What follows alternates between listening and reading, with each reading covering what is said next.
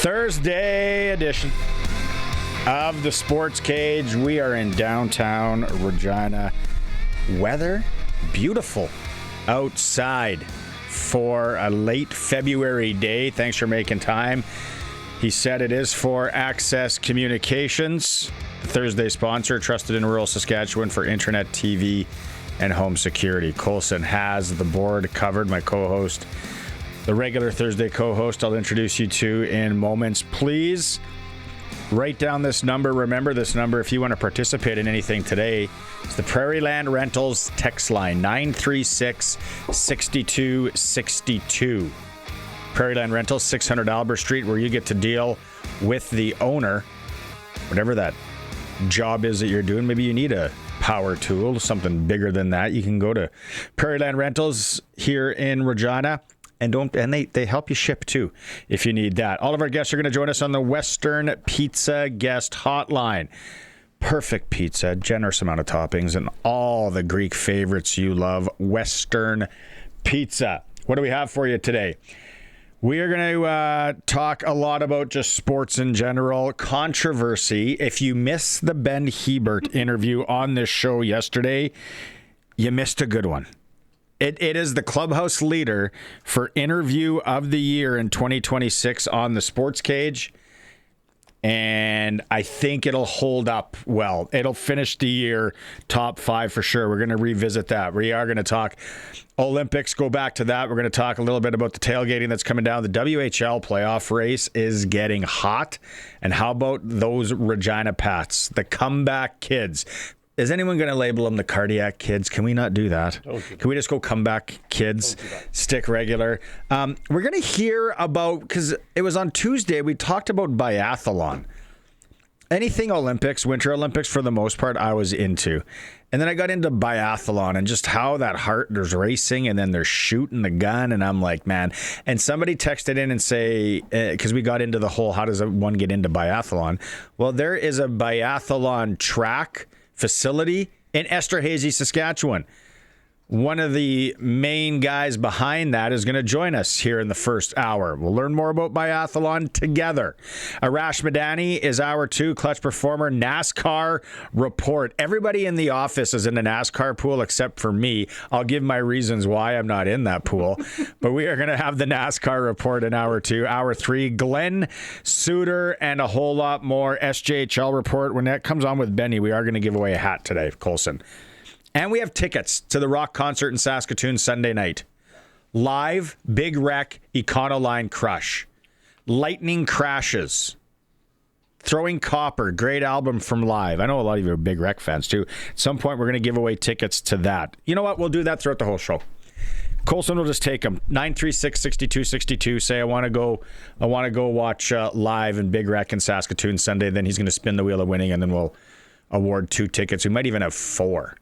Today, allegedly, I'm told. All right, co-host is brought to you by on Thursdays, Flooring Superstore, Trent Dicken and his team, over 20 years in business. There you see him with his not so much flow, but a good guy nonetheless. Sharky is back in.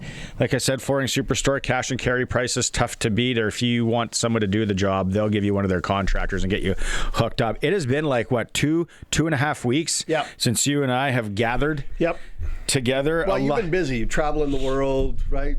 Locked around, family time.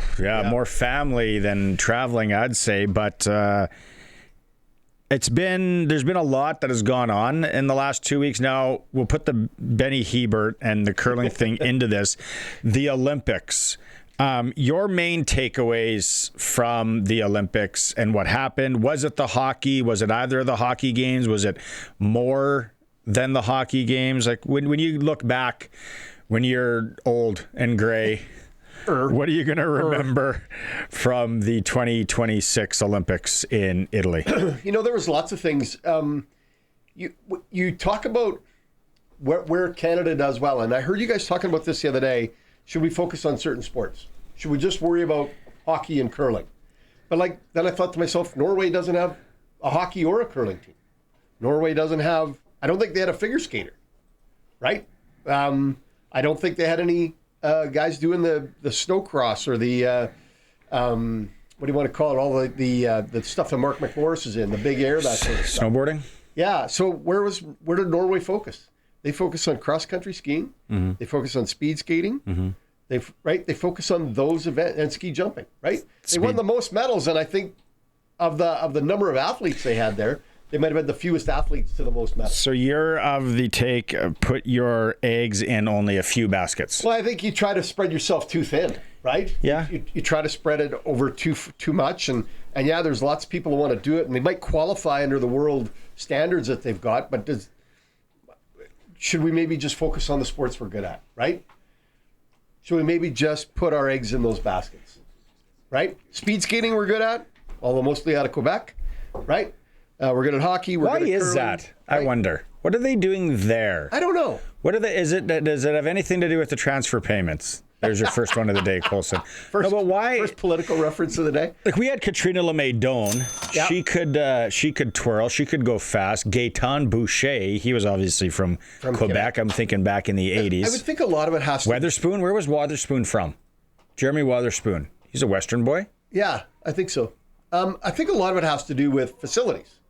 And not only training in terms of athlete training, like workouts and everything else and coaches, but to be able to skate on that sort of oval all the time, where's that best available? Do they have certain facilities in Quebec that we don't have in the rest of Western Canada?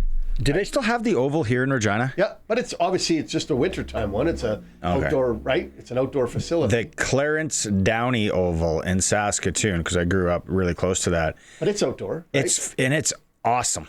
Like it was the hidden gem when you wanted to go kind of just get in shape when you were younger. Do some laps. My dad would say, you got to get your wind up. And they'd drop me off in the old diesel and I'd go out there. Throw the smoke out and then just go skate. It was awesome. And it is great. And they put up new lights there now. I just drove by it last week. So I don't know about the facilities, maybe the training, because are our speed skaters, forced to go into a gym with a 1980s pec deck and some universal weights and say, all right, here, there's a Bowflex. We just got a Bowflex over in the corner. Catch up on that one. You'll be good after that. I do think there's an element of like we're going to have this biathlon talk, and I think I find it a fascinating race. I can't run and shoot if I'm chasing a deer or something. So I can't imagine skiing. Have you tried it? Yeah. Okay. Well, I haven't tried the skiing part, just the running part. Can we set up a video? Can we do this when we still have snow? What's legal to hunt right now? What's that? What's legal to hunt right now? Coyotes? Nothing. Coyotes. You can hunt coyotes. Let's get Sharky a pair of cross-country skis. Let's get him out there. I think that would be... You say, talking about working on your wind. Oh, boy. Bessie. You'd be passed out about 100 yards in. This is hard. Regina man dies of heart attack while skiing and trying to shoot a coyote. I just think that, and I don't want to take anything away from anybody that goes to the Olympics, because if you reach that level, that's fantastic. We're really good in snowcross. We got bummed out in a couple of races, right? I love watching that sport. That's one of my favorites, right? We got bummed out in a couple of races. If you look at where our medals were, most of them were in speed skating, but that's also one of the biggest events of the Winter Olympics, is speed skating. Like, how many races do they have, right? Not only distance, but they have trials, they have relays, they have that mass start one. That was hilarious. That was awesome. Short track, long track. Yeah, 16 people start at the same time for 16 laps. That's what I said on Tuesday. It's like, awesome. Who cares if you are ranked first in the world in that mess, in that mosh pit of people? It's trying to figure out how to come out of it. And another point I'd like to make, and I've been thinking about this a lot, so watching the hockey games, first off, 2 fantastic games. Like, unbelievable hockey. There was nothing to be disappointed about. Were you not entertained? I don't mean to be Russell Crowe standing in the Coliseum, but were you not entertained? Right? Of course you were. You were incredibly entertained. The fastest hockey game you might see in the last 10 years and the next 10 was Sunday morning from Italy. Gold or silver, like literally it came down to 3-on-3. No other sport changes their rules as dramatically for overtime as hockey does. Basketball doesn't go 3-on-3. They don't play half court. Volleyball doesn't take players off. Baseball, the biggest thing baseball does, put a guy on second. It's the biggest change. Baseball doesn't go, hey, catcher, you're another pitcher. Pitcher, you're playing center field, right? Center fielder, you're the catcher. Yeah, no, I agree. I don't like it for the gold medal game. It should never. No other sport does it. Why does hockey think we have to change the rules and change the game to get an overtime winner? If you don't like the time schedule, that's different. Schedule it for Saturday night. There's ways around that for sure. Get a new clock. I don't care, but don't change your rules just because you want to have a winner, right? Yeah. Did you watch the curling? Some of it. I didn't catch all of it, but some of it I did. I caught, obviously, the controversy at the beginning. And here we go. Kennedy. 936-6262. Anyone that actually curls out there, I have curled in my life. So have I. Yep. I watched it, and then Benny Hebert talked about it yesterday, and we had him on the show. Fantastic interview. I guess it is stirring the pot in Sweden. I love that they're playing the SportsCage in Sweden. I love Sweden. Stockholm's the nicest city I've ever been to in my life. Can we put that in the budget for a show? Yeah. Okay. There's beautiful, like I mentioned this before, beautiful people everywhere.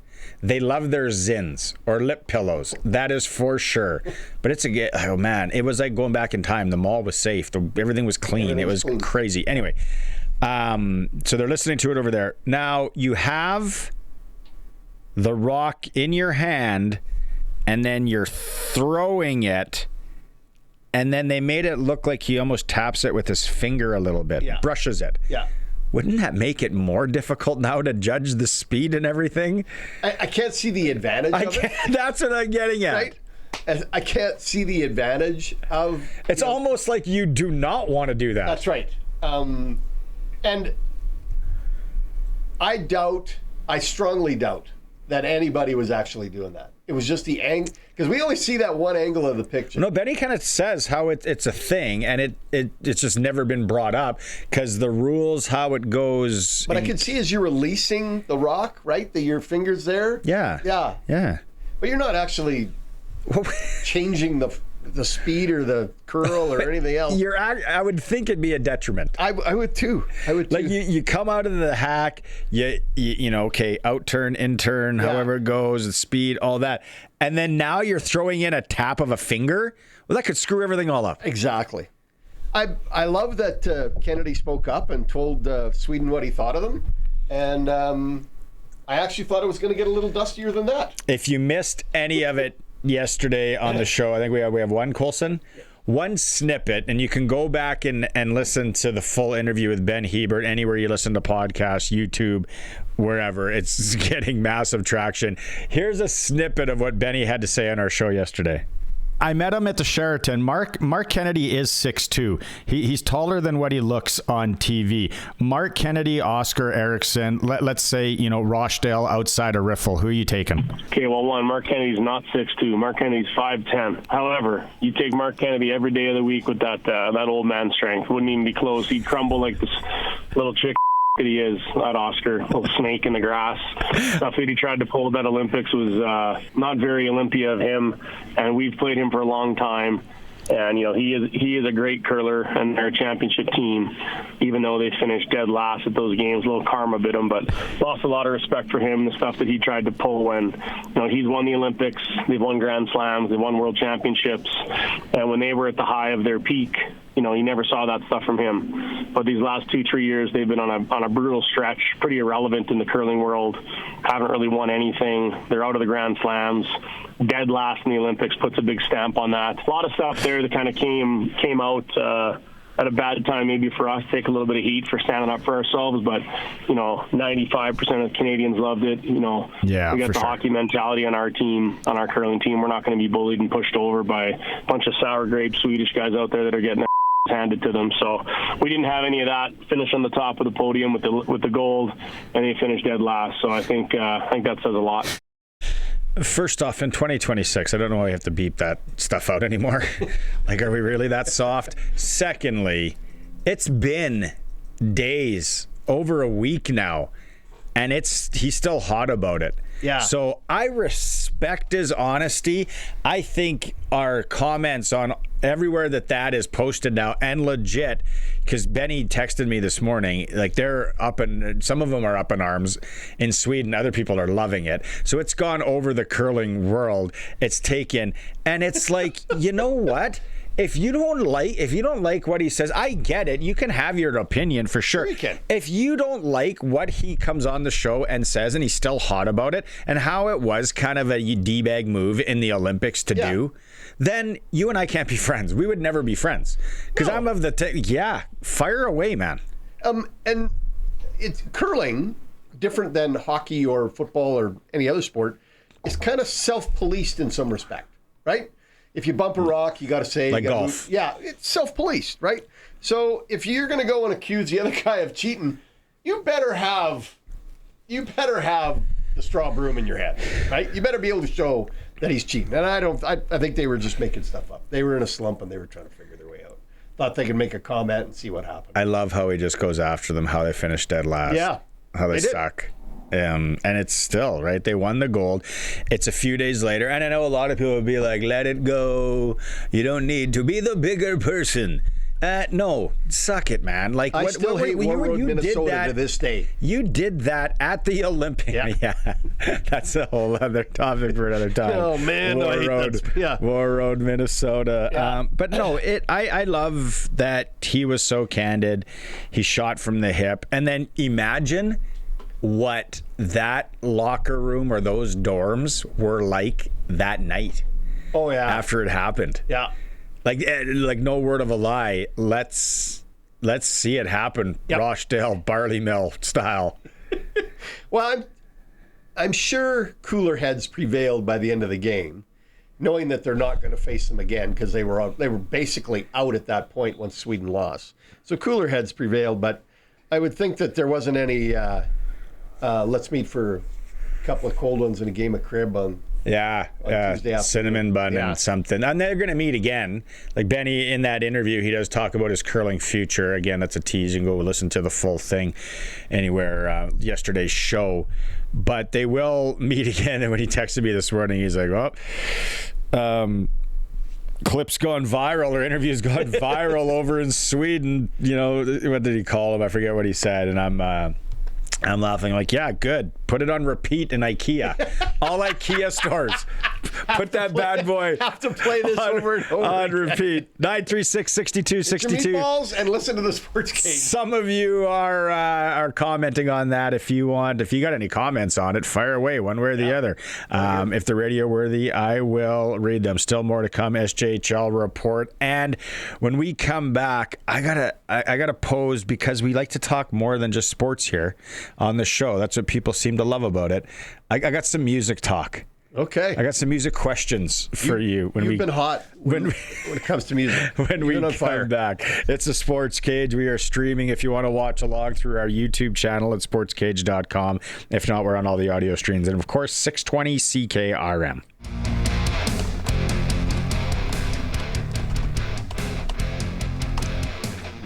No, I got it. I'm typing. Figure it out. Welcome back to the Sports Cage for Access Communications on this Thursday. More sports to come. Benny Walchuk standing by, SJHL Report. So yesterday it came out, Sharky. Yes. The 2026 nominations for the Rock and Roll Hall of Fame. Okay. I don't know if you've heard this. I have not heard this yet. So obviously this means these people or artists or groups are not in the Rock and Roll Hall of Fame. Yes. I'll read them to you. Okay. The Black Crowes. Okay. Mariah Carey. Should be there. Melissa Etheridge. Should be there. Billy Idol. Wow. Iron Maiden. Wow. New Edition. Pink. New Edition? They were good. Okay.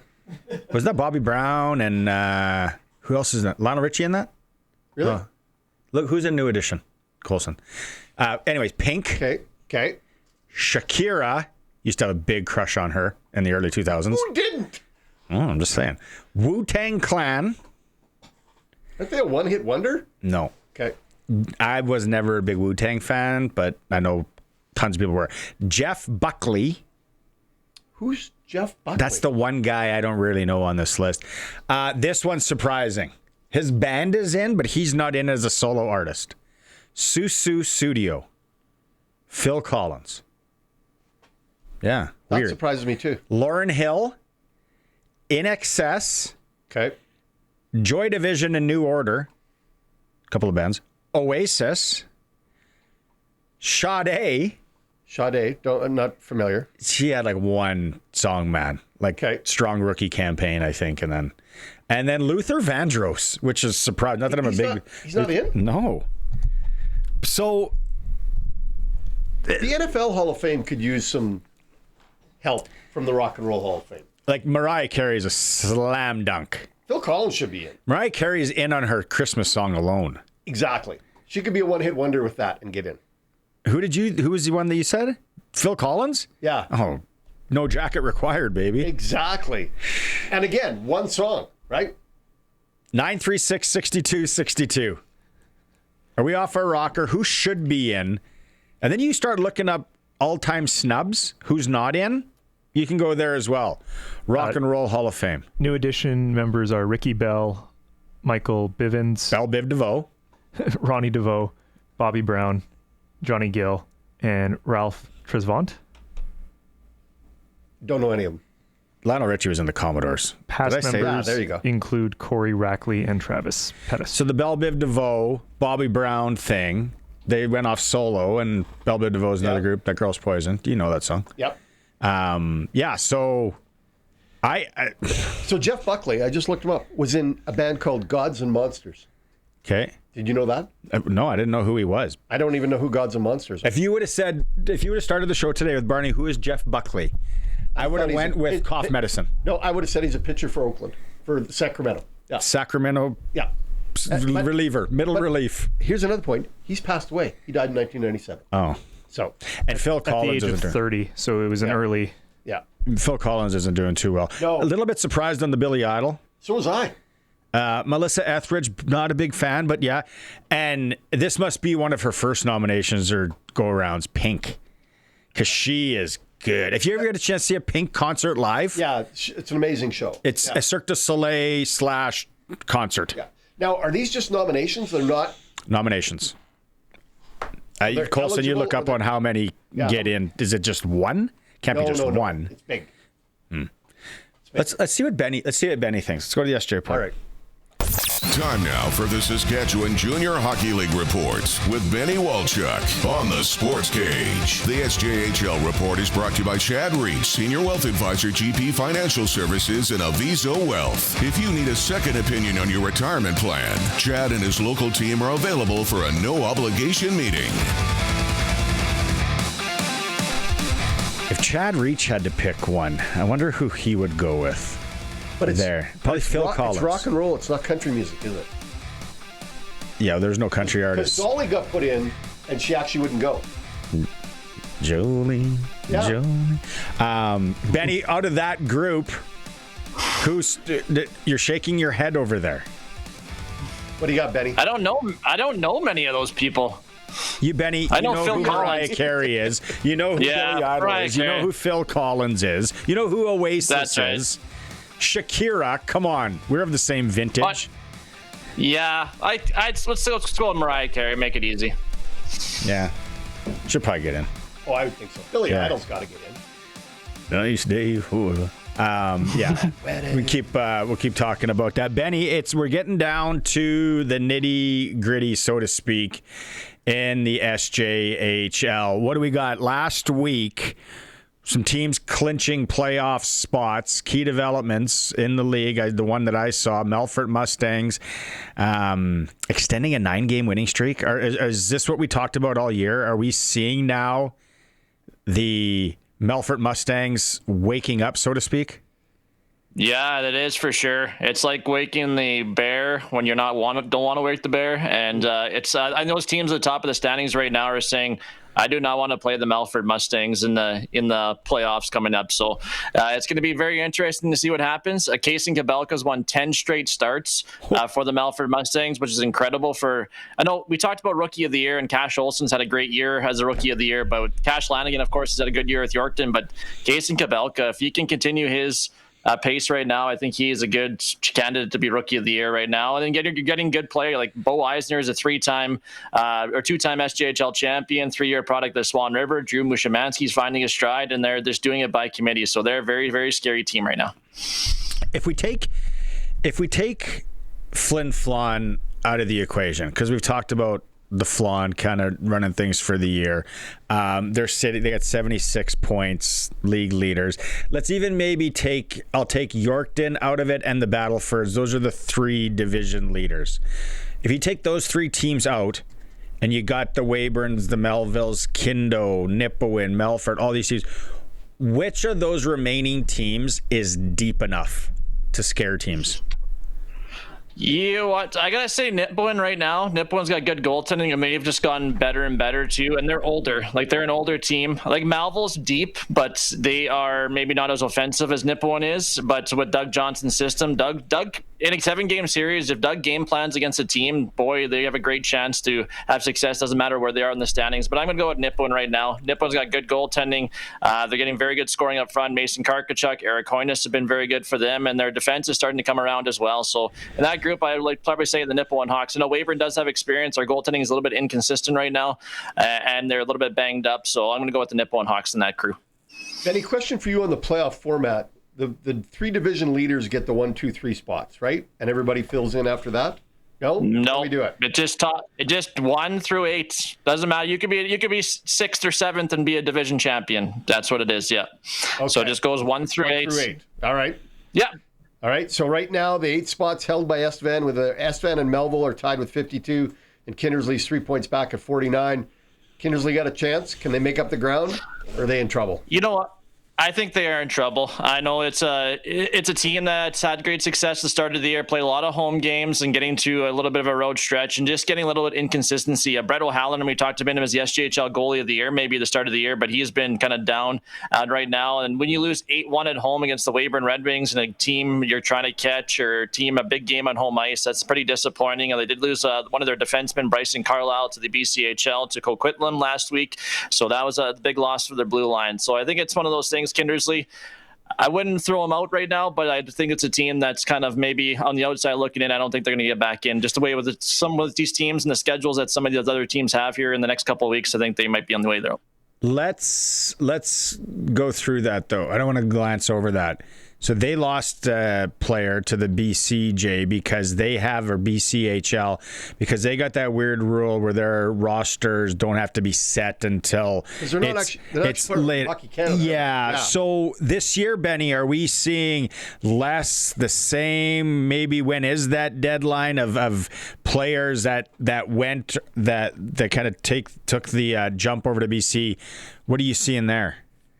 I think we're seeing a lot of guys at the start of the year went, but I think I'm seeing a lot more guys coming back. Like just going over the Manitoba Junior Hockey League, Connor Peranuzzi had 94 points with Steinbach, and he was the MJHL MVP. He was the CJHL MVP finalist. He went to Brooks, and he's back now halfway through the year. So didn't really work out for him being the MVP of a league. So I guess depending on the team you go to, the role you want to play, and if you want to play maybe 20 or 30 games out of 45. So be it. But if you want to play 45 games, 46, 50 games with a team and play top 6 minutes and be loyal to your team, you're definitely going to stay in the SJHL. So I don't think we're seeing as much movement, but it's still like when you're a team like Kindersley trying to battle for a playoff spot, you lose your top defenseman, a couple of weeks left in the regular season. It's pretty tough. So it's hard to go, and it just shows maybe some loyalty to some of these players. That's the biggest thing I've seen the last few years, loyalty of players. We got some teams, and I won't mention any names of teams on teams I cover or teams I know about that say, why would I go there when I want to play with a team here and have success, and I'm having success? So it's a two-way street for both ways, and it seems like sometimes with the player. I want to ask you this too, while we're on this subject, and I guess having an athlete that's somewhat in the realm and knowing hear from other parents and all that. Are we seeing more kids that have that last year of midget U18 going to the SJ, getting that shot, going and succeeding like a Cash Lanigan? Are we seeing more of that? The same? Has that kind of stayed the same? What are you seeing there as a guy that follows it? I think it depends on the team. Like, if you're a Regina Pack Canadian player right now and you have a chance to play SJHL and you have a chance to play in the Western Regionals, TELUS Cup and everything, you might stay. Team like a Moose Jaw, maybe you'll stay. I think it maybe depends on the team as well for that. But like, there's no, like, Nathan Gardner was one of the SJ or leading scorers in AAA. He could have definitely played maybe with the Malvern Millionaires. He probably would have took him, or some guys like that, or Trey Peterson or something like that would have played with the Yorkton Terriers. So there's guys like that way that could have played, but it's one of those things. Do you want to have success and have a chance to win a U18 title, or do you want to get maybe don't play as much but get a lot more junior experience, play against men your own age or a little bit older than you? They get a little bit more tougher against you. So I think it depends on the player, and I think it depends on the situation as well. And save the parents some money. Yeah. Yeah, no kidding. Yeah. Why don't you just play at home? Yeah. You're going to play junior. Yeah. You're not playing the midget thing. So that BC League, and again, I don't want to harp on this, but because it operates separately, they don't set their rosters. They can just raid anybody anytime they want? Pretty much. Like, there is a set deadline. Like, their trade deadline was the middle of February. So, like, Ewan Rennie, who is one of the leading scorers in the SJHL, his rights got traded to a team in the BCHL, and he didn't go. Like, I think he went to Langley or something like that. He didn't go. There's some other guys that did go, but they had their rights traded. So they always, like last year when they first started, they just kind of moved their deadlines. Oh, it's February 1st. No, it's February 20th. So they just kind of moved it, and that's what frustrates junior teams, especially when guys don't have any cards left. You have a 22 guys on your SJHL roster, CJHL roster, and you're 23, and you lose a guy. Well, you lose a guy. You could have injuries. You have 4 guys injured, and now I'm dressing with 10 forwards and 5 defensemen because my APs aren't available or anything like that. So I think it's just more frustrating that way, and just comes, like you said, no rules. They do have a little bit of deadlines, but it's definitely deadlines that definitely move. Seems like each and every day, each and every week they're moving. Go ahead. With the change in the NCAA rules where they're taking Western Canadian Hockey League players now, has that affected this BCHL league in terms of the number of bodies that are going there, or maybe the width and breadth that they can attract to? I think it is for sure. Like last year, we seen. I'm not going to play. Like guys play in the BCHL because they wanted to go to UND or Boston College or anything like that. But now they can go play in the Western Hockey League. So they're losing people that way. I don't think they're getting as many NCAA scholarships as you want, and they're frustrated as well because they're playing BCHL. Then 10 games in, they're losing their players to the Western Hockey League, and then you have this Tier 2 junior teams, the CJHL, are saying, "Hey, see how it feels, right?" So it's one of those situations. I think the BCHL has took a little bit of hit for sure. There's still some great players in that league. I know there's some players from Saskatchewan, like Luke Darlene from Saskatoon's having a heck of a year. They're in the top 10 in scoring in that league with Blackfalds. So he's having a great year. I know Nikita Avashenko, who played with the Battleford a couple of years ago, the big Ukrainian, he's having a good thing. So the guys do have success in that league, but I think the league definitely has taken a hit. So Western Hockey League has took some of those players, and some of these guys are going to NCAA a little sooner. So yeah, they are taking a hit, but it's still frustrating. It's still, like you're talking, a lot of coaches or scouts, it's still very, very raw to see what's happening with this Western Canadian development model, or just the landscape of junior hockey. You just don't know where it's going to go with this NIL money, and how much money these players are getting down south. Okay, let's go with the power rankings from the SportsCage.com up on the screen here if you're watching. Flin Flon, Yorkton, Battleford's Nipawin, Weyburn dropping, and Melfort now at 6. Okay, but let's go game of the week. The one it's intriguing me tomorrow night in Yorkton. Nipawin is in town, but then another one tomorrow night, Flin Flon against the upstart Melfort Mustangs. Are those two of the two that you've circled too, Benny, or what do you got? Yeah, both of those matchups I'm going to go Nipawin Yorkton. It's nice and short. I'm doing the game in Melville, Orange and Melville, but if I wasn't, I'd definitely go down to Fridays. Nipawin's played Yorkton very, very tough all year. They've been close battles each and every time, so I'm going to go Nipawin and Yorkton as well, so I agree with you on that one. No, I agree. The Nipawin battle with Melfort is going to be the big game to me, and like you said, nobody wants to play Melfort.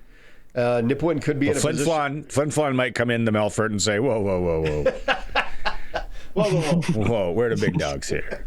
Yeah, no, it's a great weekend, SJ. You look at all the senior games, Benny. Oh. How good is what time would a guy need to get to the Foam Lake Arena to watch that Game 3 Foam Lake Kenniston Saturday night? Yeah, pretty early, probably. Yeah, head out to the bar. The bar owner's not going to be there because he's the head coach of the hockey team. So maybe you can go to Willie's Tavern, get a deal. Maybe it's the owner away deal or something like that. But what a matchups here with all from A to D. Of course, you got A, you got Round Lake Redvers, you got Foam Lake Kenniston coming up, you got Lumsden and Kindersley playing as well. Loreburn and Raymore. I know Loreburn's very good. They got a lot of guys that played on that RBC Cup team in 2014 for the Terriers. And you go to B, you got Kenora Wilkie, you got Belcaris, you got Belcaris taking on Oxbow. Then you go down to D, Ituna, who advanced on to the round 2, and hopefully their ice holds up there in Ituna when they play the Hague there on the game number 2 of that series. So it's definitely going to be a good weekend for local hockey. So watch some senior, maybe check some live streams out online to watch some great senior hockey, but also get out to watch some SJHL hockey because it's getting down to the stretch run here with the next couple of weeks, and it's going to be very entertaining. And if I remember anything about these late weekends of senior hockey and just getting right after it with the guys and fellas, and then it's always like 2 a.m, you're at someone's house. Probably, I think I remember losing out of playoffs one year, 2 a.m, Abby, Saskatchewan, just pedal down, and Tell a Miracle was on. We called in and we donated. So everybody should call in and donate a little and Tell a Miracle for your team. Or donate for your coach and challenge all other senior hockey coaches across the province. Awesome, Benny. Okay. Thanks, my man. Travel safe this weekend. Appreciate Always a pleasure. Right on. It is a Senior Hockey Report brought to you by Chad Reach, Senior Wealth Advisor with Avisa Wealth and GP Financial Services. Right now, individual and family-oriented retirement planning. That's what you should be thinking about right now. What is the retirement looking like for you? It starts to get scary when you're in your late 40s and you're like... late 40s? I wish I was in my late 40s. Do I got a plan here? What about my work thing? What is this all about? All this mumbo-jumbo. Chad and his team can make sense of it. Chad Reach, visit gpfinancial.ca. Right now, too, we're giving away a SportsCage SJHL hat. Limited edition. I think we're under 10 left for the year. So when we go to break, if you live in an area where you can come and pick it up here at the station, because we can't ship these. Not allowed to ship them. Tariffs, some. Yeah. If you want a new SportsCage SJHL hat, 936-6262, call that number. Let Colson know why. If you haven't won anything in the last 30 days and you can pick it up, we'd love to give you one of these hats. We'll go to break and we come back. We're talking local biathlon. Can't wait. I have so many questions. I have so many questions. It's a SportsCage, the home of local sports, and 620 CKRM. Welcome back from downtown Regina. It's for Access Communications on Thursday. Sharky is with me. Sharky is for Flooring Superstore, Trent Dickin and his team, 20 years in business. We have some internet issues in downtown Regina right now, which is okay. Could have been that guy stumbling around outside. We get by. Sharky. Yeah, we can survive.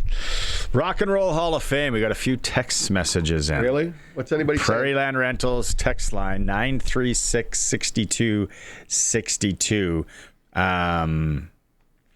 First, Steve saying Phil Collins. Yep. Rose, Mariah Carey, and Shakira. Well, the female fans.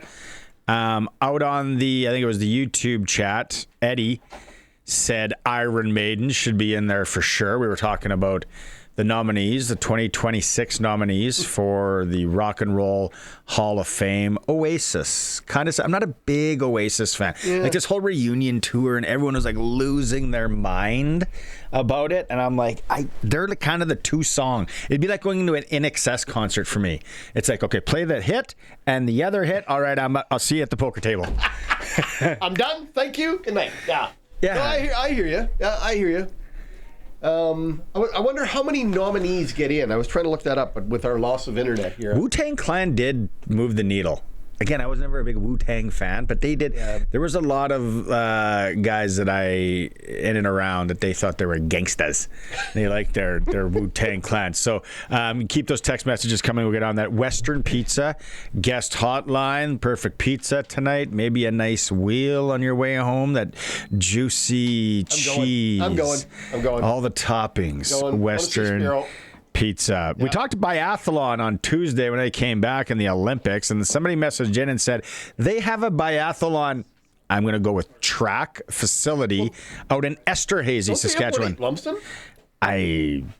Anyway. Somebody knows about one in Lumsden, let us know. Tom Landine is joining us. The Esterhazy area. Is it, Tom? Thanks for making time today. Are we calling this a track, a facility? What are we calling it? Well, it would be a range where the shooting portion of the event takes place, right? We always have a range. And then we have trails that we ski on. As you know, biathlon is a test of two events. So we have shooting, which requires a slow and steady, calm thing. And then we have skiing, which is less slow, definitely less steady, and, blow your brains out speed or whatever. And you bring the two together, and you can see that one might interfere with the other. But that's the beauty of putting two dissimilar things together, right? So. Tom, my question, I got a whole bunch of questions, but the first one is, how far is the skiing track before they come back to the range? So I'll give you an example. For a sprint race, quite often it's like a 2 kilometer ski, and then you come in, you shoot, you get up. If you had misses, you would do penalty loops, and then get back on the trail, ski your next 2 kilometers, come back, shoot, possibly standing this time, and then you would, having shot your 10 shots, you're just left to ski out the last 2 kilometers. So that would be a 6 kilometer sprint race, and typically for reasonable skiers, that's way less than 30 minutes. Some are less than 20 minutes. Well, I was thinking I was going to be there all afternoon. Okay, that's the first problem I got. You're saying that you can just get up in the morning, go for a 6 kilometer ski? I'm saying I can't go for a 6 kilometer ski. Tom, now in terms of the shooting part, what kind of rifles do they use for this? We use 22, and we shoot a 22 long rifle bullets, and they're kind of a target load, so they're less powerful than what you would use to, I don't know, knock down a coyote or something, that sort of thing. So they're just a target load. So they're not loud when you shoot. They just sound like pew, and not much louder than that really. And hopefully you hear the sweet, sweet sound of the plink falling down, which indicates you've hit the target. Okay. How do people get into biathlon? Are the kids following kind of what their parents do? Is or is it just kind of something cool and fun to go try? How does that work? There are some parents, parents that would shepherd their kids in that direction. Others, as they maybe see it on TV or hear about it through friends, they might be attracted to the sport that way. Out here, I'm on the edge, right? Like, Esterhazy is not a big place. It's never been done here before, but I don't know if you can remember way back in the day.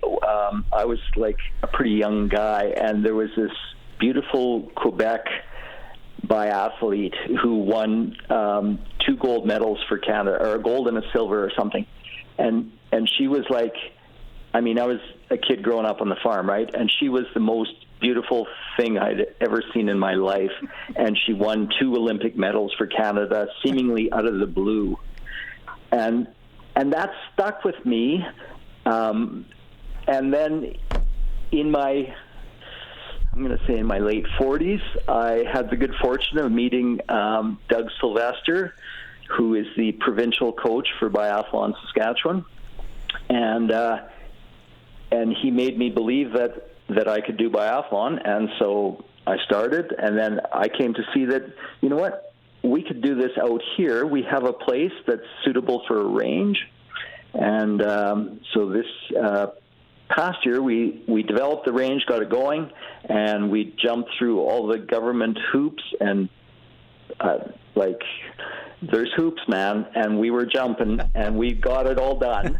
And we are certified as a registered range in Canada, and we are licensed to operate. And Biathlon Saskatchewan rewarded us with they're called SAS Cup races, right? So cool. This weekend coming up, we have our first ever biathlon races in Esterhazy. So how do people find out more? Do they go to a Facebook page or a web page? How do they find out more? Yeah, so I guess we are on Facebook. So I've sort of pulled the pin on Facebook, so I don't know what's going on out there, but somebody does, and apparently we are being advertised a bit. So yeah, it's there. We have a website. Just look up Esterhazy cross country ski, Google that, and you'll find will come up. Biathlon Saskatchewan is probably the better source to go to for either a Facebook page or a website to find out more about the race. Yeah, it sounds awesome. It does. Sounds like a fantastic weekend. And you said it's licensed out there. So I'm coming. No, I'm just kidding. I know what you mean. I know what you mean. Hey, Tom, this has been great. Thanks for shedding some light on this, and continued success out there. There is one in Lumsden. It's we got a text message in here as soon as we started talking that nonsense, Sharky. It's the Lumsden Nordic facility. Yes. It's the Qu'Appelle Valley Nordic. Okay. They are QVN. We're all a big community, right? Yeah. So those guys are buds with us. They're helping us get off the ground in a pretty major way out here because,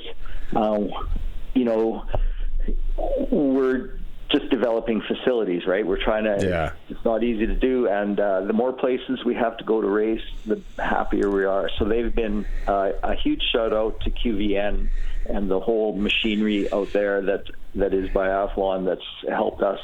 Yeah. If I was younger, I would say I might go give this just for the video footage. Maybe get Curtis out there shooting, but I'm like, nah. The way the chest pains have been coming on lately, I better not go on it. Tom, again, thanks so much for doing this. Appreciate it. Continued success out there. Thank you so much. All the best to you guys, and I'll tune in. Right on. Enjoy the weekend. Esterhazy area if you want to go out there. I love those pictures that they were showing. Yeah, those were great shots. Like that looks legit. Yeah. That's a long shot. How far's the shot again? We didn't get that part. You cut me off. Oh, sorry. Yeah. But it's 2 kilometers of racing. Yeah, that's going in your friend review. Yeah. Tom Landine from the Esterhazy range. I would say the Nordic Club.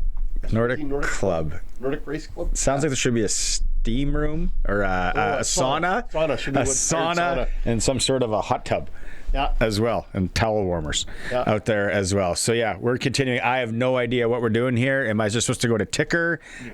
Read Ticker and we'll go to news. We're reading Ticker, and then we are going to go to news. I can read the news if you guys want to go. It's called the Rip and Read from the old newsroom days back in the day. Let's go off the teletype. The Ticker here. Internet is down, but we're rolling. It's for Reliance Heath.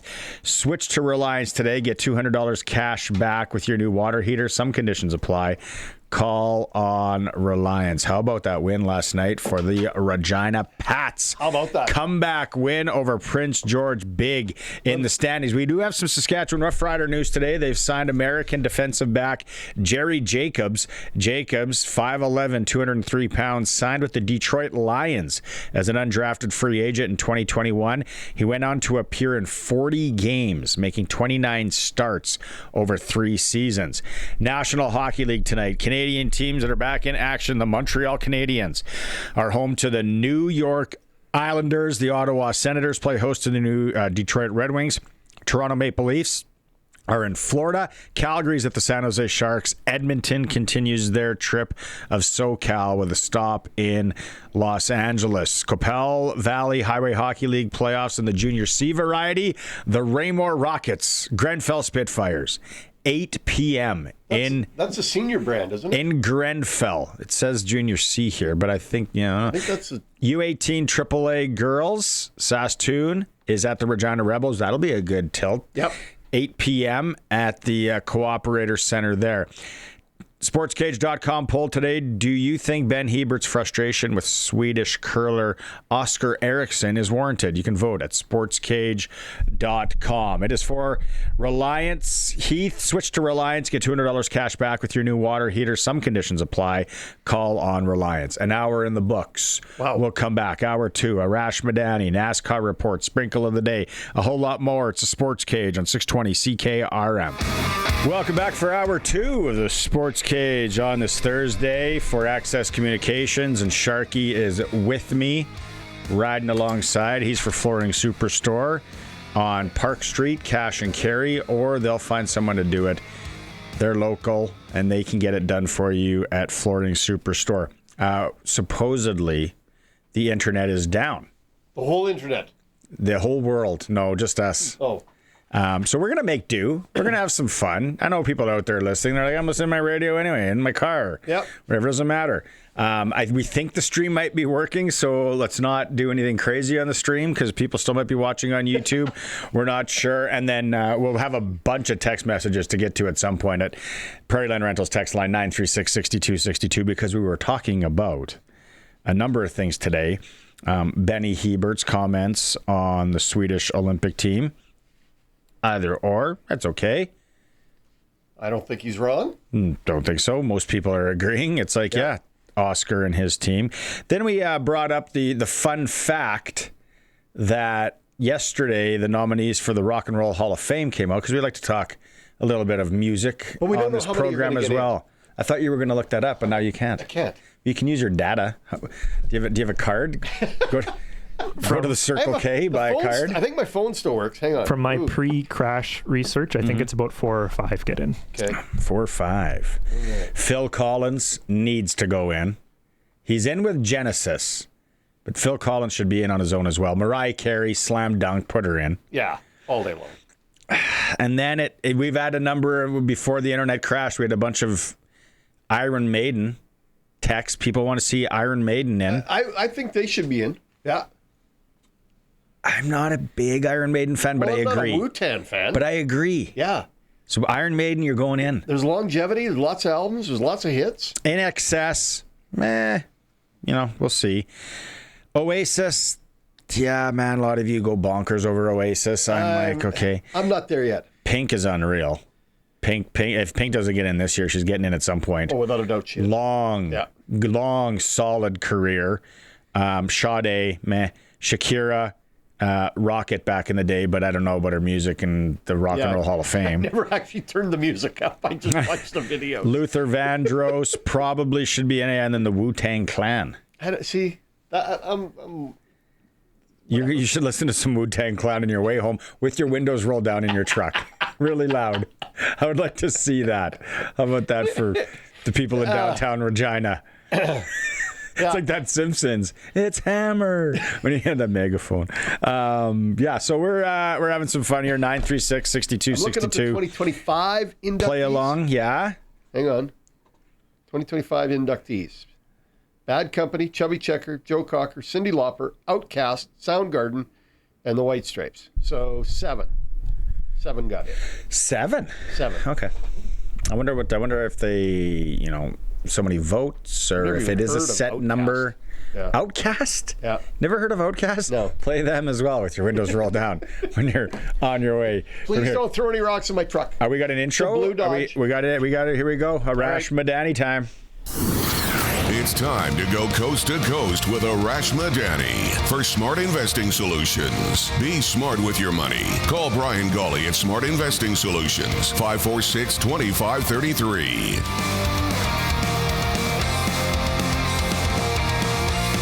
I might play it for Arash. The mic's on. I might have a surprise for Mr. Arash Madani joining us on the Western Pizza Guest Hotline. Only you two fools would break the internet, by the way. Destroyed. Shut down. The World Wide Web, except at headquarters. What do you think about that Rock and Roll Hall of Fame? Who's a no-brainer? Who's a first rounder should be in there? What were the nominees again? Please refresh. I'm not going to. I don't know if I'll go through the whole list here. Heck, I will. Black Crowes. Give me your top 4. Okay, top 4: Mariah Carey, Phil Collins, Billy Idol, Iron Maiden, Oasis, Pink. I know I'm going more. Luther Vandross, Wu-Tang Clan. I mean, they're all Hall of Famers, aren't they? None of them are in. Are they though? I think so. I'm unaware of this Wu-Tang you guys talk about. You're not aware of the Wu-Tang, Sharky? Sharky thinks it's a German polka band in Copenhagen. But Mariah Carey, come on. Where does she fit in? Which Hall of Fame is Mariah Carey in? All of them. Derek Jeter's. Yeah, all of them. Yeah. On the Christmas song alone. Yeah, we've nominated her just. We're not even going to One Sweet Day and Honey and. That's what I'm saying. But all the ones you mentioned are Hall of Famers. Like, name me a Shakira Oasis song. is a Hall of Famer, man. Like, how many? Do we lose? We lost phone service now too. We lost you after you said they're all Hall of Famers. I said, how many albums did Oasis? I mean, see, those boys are Hall of Famers. See, I don't know. I got to look this Wu-Tang thing up. Phil Collins, though, like Genesis is in.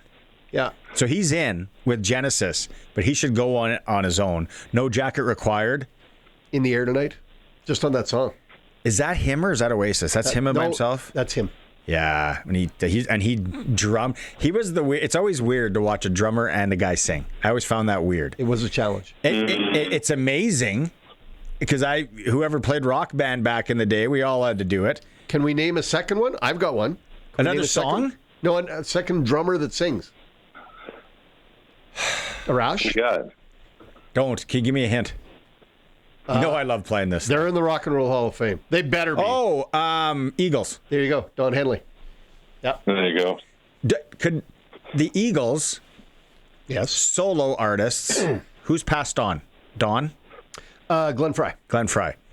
And his son now plays that spot. Is that group the most successful as solo artists as well of all time? Even more so than the Beatles? I don't know. Careers. Paul McCartney's still filling out stadiums. Yeah, I know, but are we talking album sales? Ringo, or But what did Ringo didn't do a lot on his own? George Harrison, I got my mind set on you. There was a couple there. Traveling Wilburys, yeah. That was Roy Orbison. Well, Harrison, yeah. Harrison was in there too. So I think but then I also look at Fleetwood Mac, some good solo careers from Lindsey Buckingham and Stevie Nicks. Steve, that was a weird crew, man. Oh, yeah. The stories of what happened on their tour buses and stuff, if you've ever read it when Iron Maiden blush, you know that okay, well, we can get to some sports here. What do you guys talk about on the SportsCage? Well, whatever's relevant to the day. Yep. Yeah, you don't want to hear I was listening earlier, and I've been thinking about this for a while now. Have two people done more for a sport to make it more headline worthy, to make it more mainstream than it's ever been before, than Mark Kennedy and Oscar from Sweden? Oh. Well, Oscar's maybe not, but Kennedy for sure. And after Ben Hebert's interview yesterday, we're now being played in Sweden. We actually got a text. Oh, fantastic. We got a text in Sweden. Global. Yeah. We got a message, and it was in Swedish. It was in Swedish. And it's like, if they're trying to chirp us, do they know we have no idea what that means? So then... so it wasn't Jeffrey from Calgary this time? No, it wasn't Jeff. It was somebody else. With the internet down, he can't even rebuttal. Jeffrey can't rebuttal today. Good one. But yeah, they are fired up over, and I love it because it's a week or so already past, and Benny was still fired up about it, and he shot from the hip, and he said, no, you know what kind of move is that in the Olympics to pull that? And Arash, I don't know if you've ever curled back in Truro, Nova Scotia, or in your college days, but when I think about throwing a curling rock, and if I got to touch it again with the tip of my finger, I almost feel like that's a detriment. Yeah, I agree with you. I agree with you. The memes that came out of it, whether or not a hockey player was offside, that was awesome. Some of the figure skating stuff. Sport needs sizzle. Sport needs controversy. And when you're curling, the air quote gentleman sport doesn't move the needle anymore the way it did. This is great. The fact that SportsCage has gone global over curling is the wow. What if this is fantastic. What if somebody had actually thrown a punch? No, then now we're talking, Sharky. Yeah. Now, What a way to go out. Jeff, Wayne Madaw, who was the coach? Who was their coach? Would he have to go in, and who was the alternate? They would have a fifth. Was it Wayne Madaw? No. I want to hear from Randy Furby about all this, Oh. There's somebody who would throw down. He's got to have a take or two. I'd put money on Benny all day. Furby could chuck him? Oh. I don't know. Hebert's a Regina kid. Heebs can definitely throw. He can get in the mix. I bet I wouldn't want to screw around with Brad Jacobs. I've been around Brad. He's he's solid dude. He's thick. Yeah. Taller. Good reach. That Gallant kid, he threw a punch from a mile and a half away. You know who's most upset about this are curling officials, curling referees. Basically party all night and sleep for games, because what are they really officiating? Everything good for them. Now they're going to have to pay attention.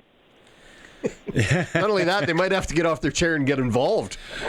Well, the humanity. Speaking, I didn't watch any last night. I'm probably going to watch today. We got to get to Sprinkle of the Day a little bit later. Now, how is it going back to watching NHL hockey after what we watched Sunday morning? Well, it's fall off the cliff kind of stuff, it feels like, doesn't it? It's different. I speaking of Sprinkle of the Day, I had a parlay of 4 different guys with under 3.5 shots on goal yesterday. Are we there? Yep. We're here. Yeah, so 4 guys under 3.5. I watched a little bit last night. It honestly felt like it was in slow motion in comparison to Sunday. People are going to be so mad at us. Oh, yeah. From 10 out of 10 to 6 out of 10 when it came to speed, when it came to intensity, when it came to ability. How sharp it was, how crisp it was. It was the most entertaining hockey game we've seen in a long time, though, without a doubt. Four Nations would have been second. Yeah. Last year's Stanley Cup final wasn't that great. No. As an entertainment. No. And this is the you're absolutely right, but to me it's the drop off after.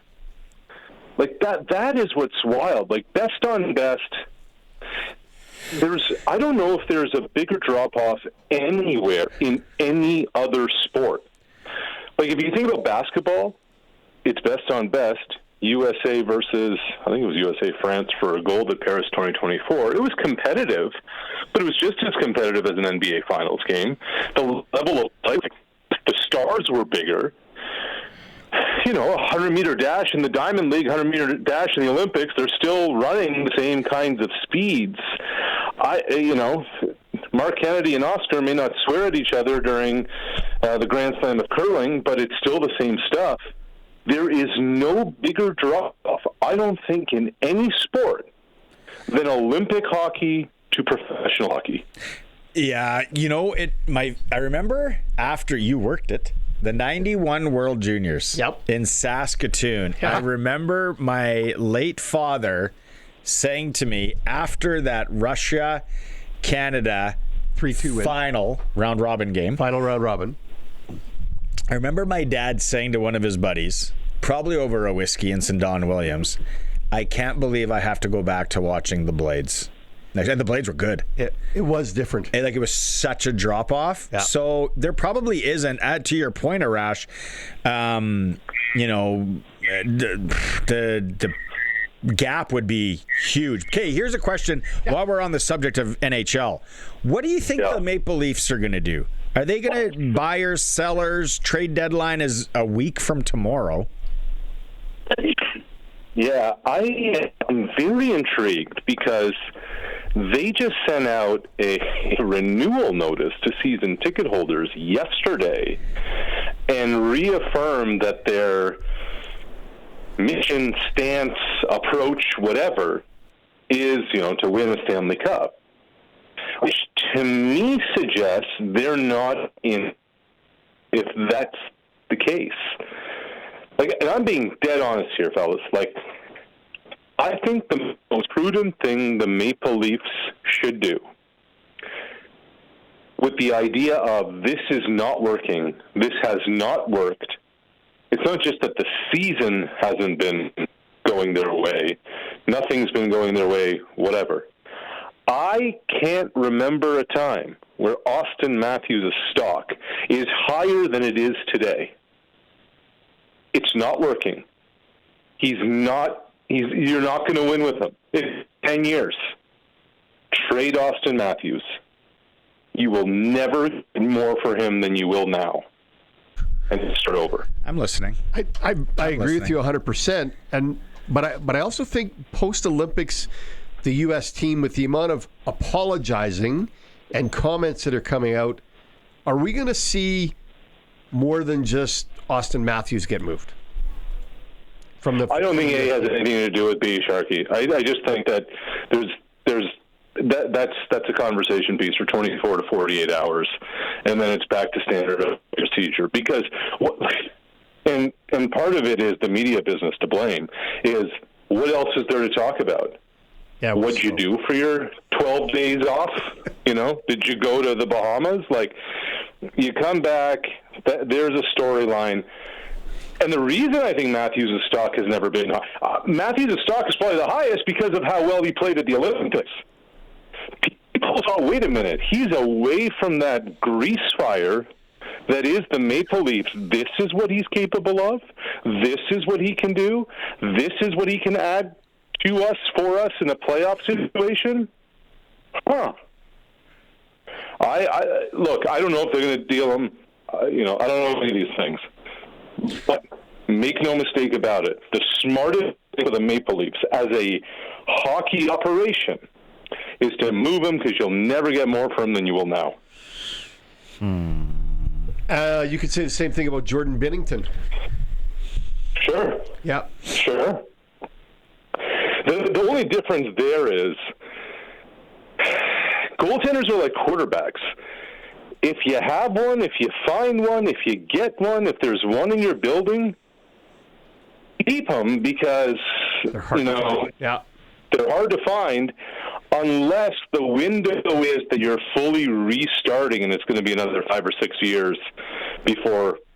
But I don't even think hockey rebuilds are that long anymore. It doesn't feel like the San Jose Sharks celebrate, after a couple of years of hitting rock bottom. I'd buy stock in the San Jose Sharks now to win a round in the playoffs next year, not this year, but next year. They might this year. Yeah. That's what they play. Okay, we got to move on. Let's get down to brass tacks here.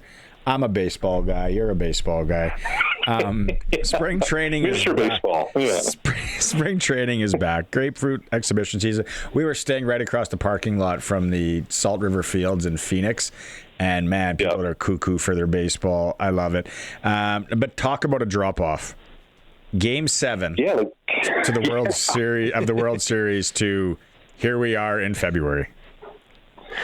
I was trying to think of a comp. It might be 18th hole of Augusta to the next day playing mini golf. That might be playing the Goulet. That might be it. Correct. Yeah. The amazing part is it's 7 weeks of spring training and then 162 and then a month of the postseason. Every single day to get to Game 7, and now you start all over again. You don't pick up where you left off. No, right at 0. Everybody starts at 0. Yeah. How does the Bo leaving town thing, what's the word in Toronto? What are people, is there a public burning of jerseys? No, I think it was inevitable. Everybody said all the right things, even though nobody meant it, from the end of the season through the off season. Bo didn't want to come back. team didn't want to have him back.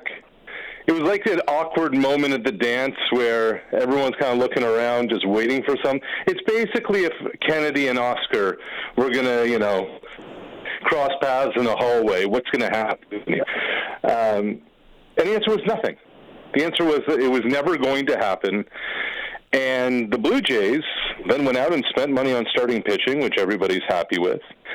And because of the emergence of some of those kids, I don't know if it's sustainable, I'll be honest with you guys, but Clement and Barger and Lucas, on and on and on, they're going to give them a run. They're going to see what they have there. And then really kind of take stock of whether or not that's sustainable or not. The Blue Jays believe it is. We shall see. Do you think that they knew more about the injury that he had and that played into it? No? No. They drafted Bo. He'd been around the organization for 10 years. I was around Bichette 2019, 21, 22. What was it, 3 or 4 years? Bo was a hard personality. Bo has high expectations of people around him. Bo I don't think he was ever aligned with the front office, and the front office was never really aligned with him. That just was always it just never felt like a fit. And, there was an element of him being sour at times.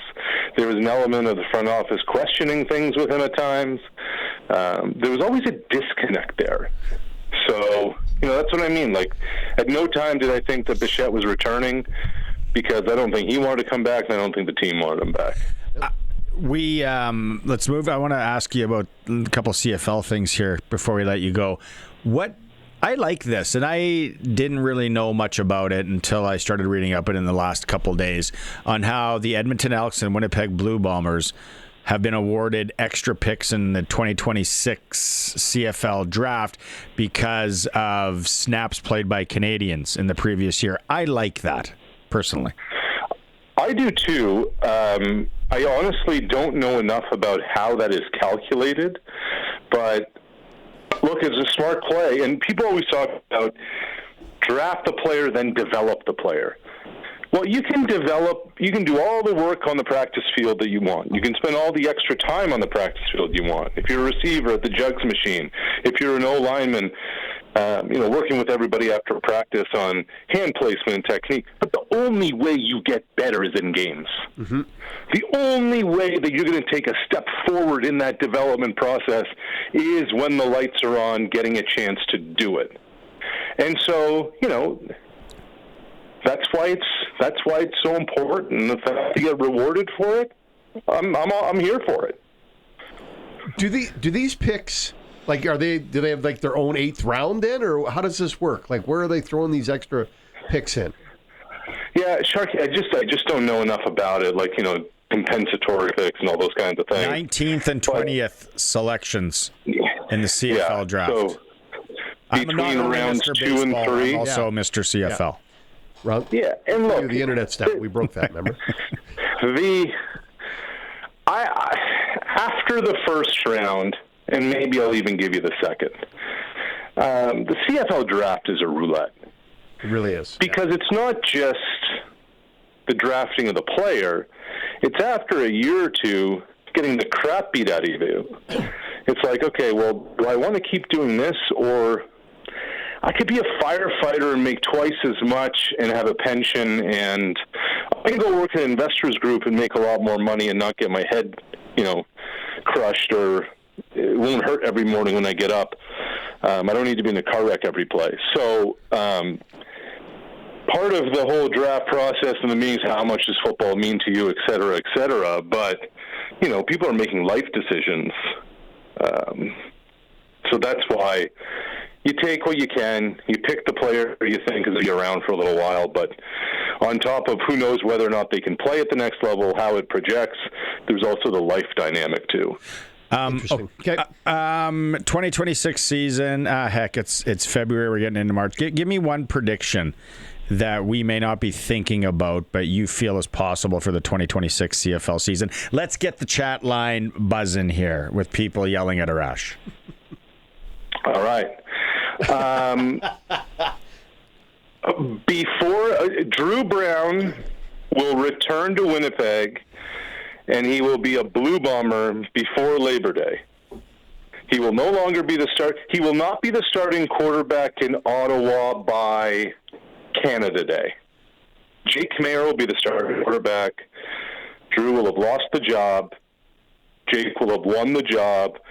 Drew will be falling out of favor. Winnipeg's going to need either some insurance for Zach, hopefully. It's not Plan B where Collaros is hurt. Hopefully it's not that at all. But the Drew Brown will not be in Ottawa by the midway point of the season. He'll be in Winnipeg.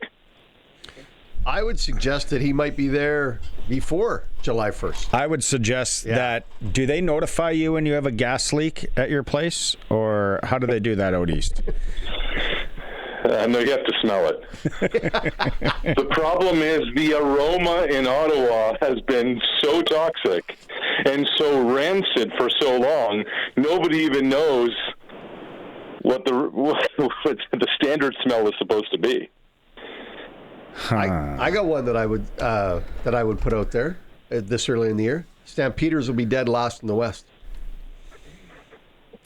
Oh, Jeffrey, that wasn't me. Okay, Colson, buddy. don't write that down. Don't write that down, Colson. We have Nothing like February CFL takes on the SportsCage, huh? We're big in Sweden, so we have. You know what? We got to save it for the. Can we do Clutch Performer with Arash? Is that possible? Arash, stay on the line. We're doing Clutch Performer with you. Just stay here. We're gonna play the intro.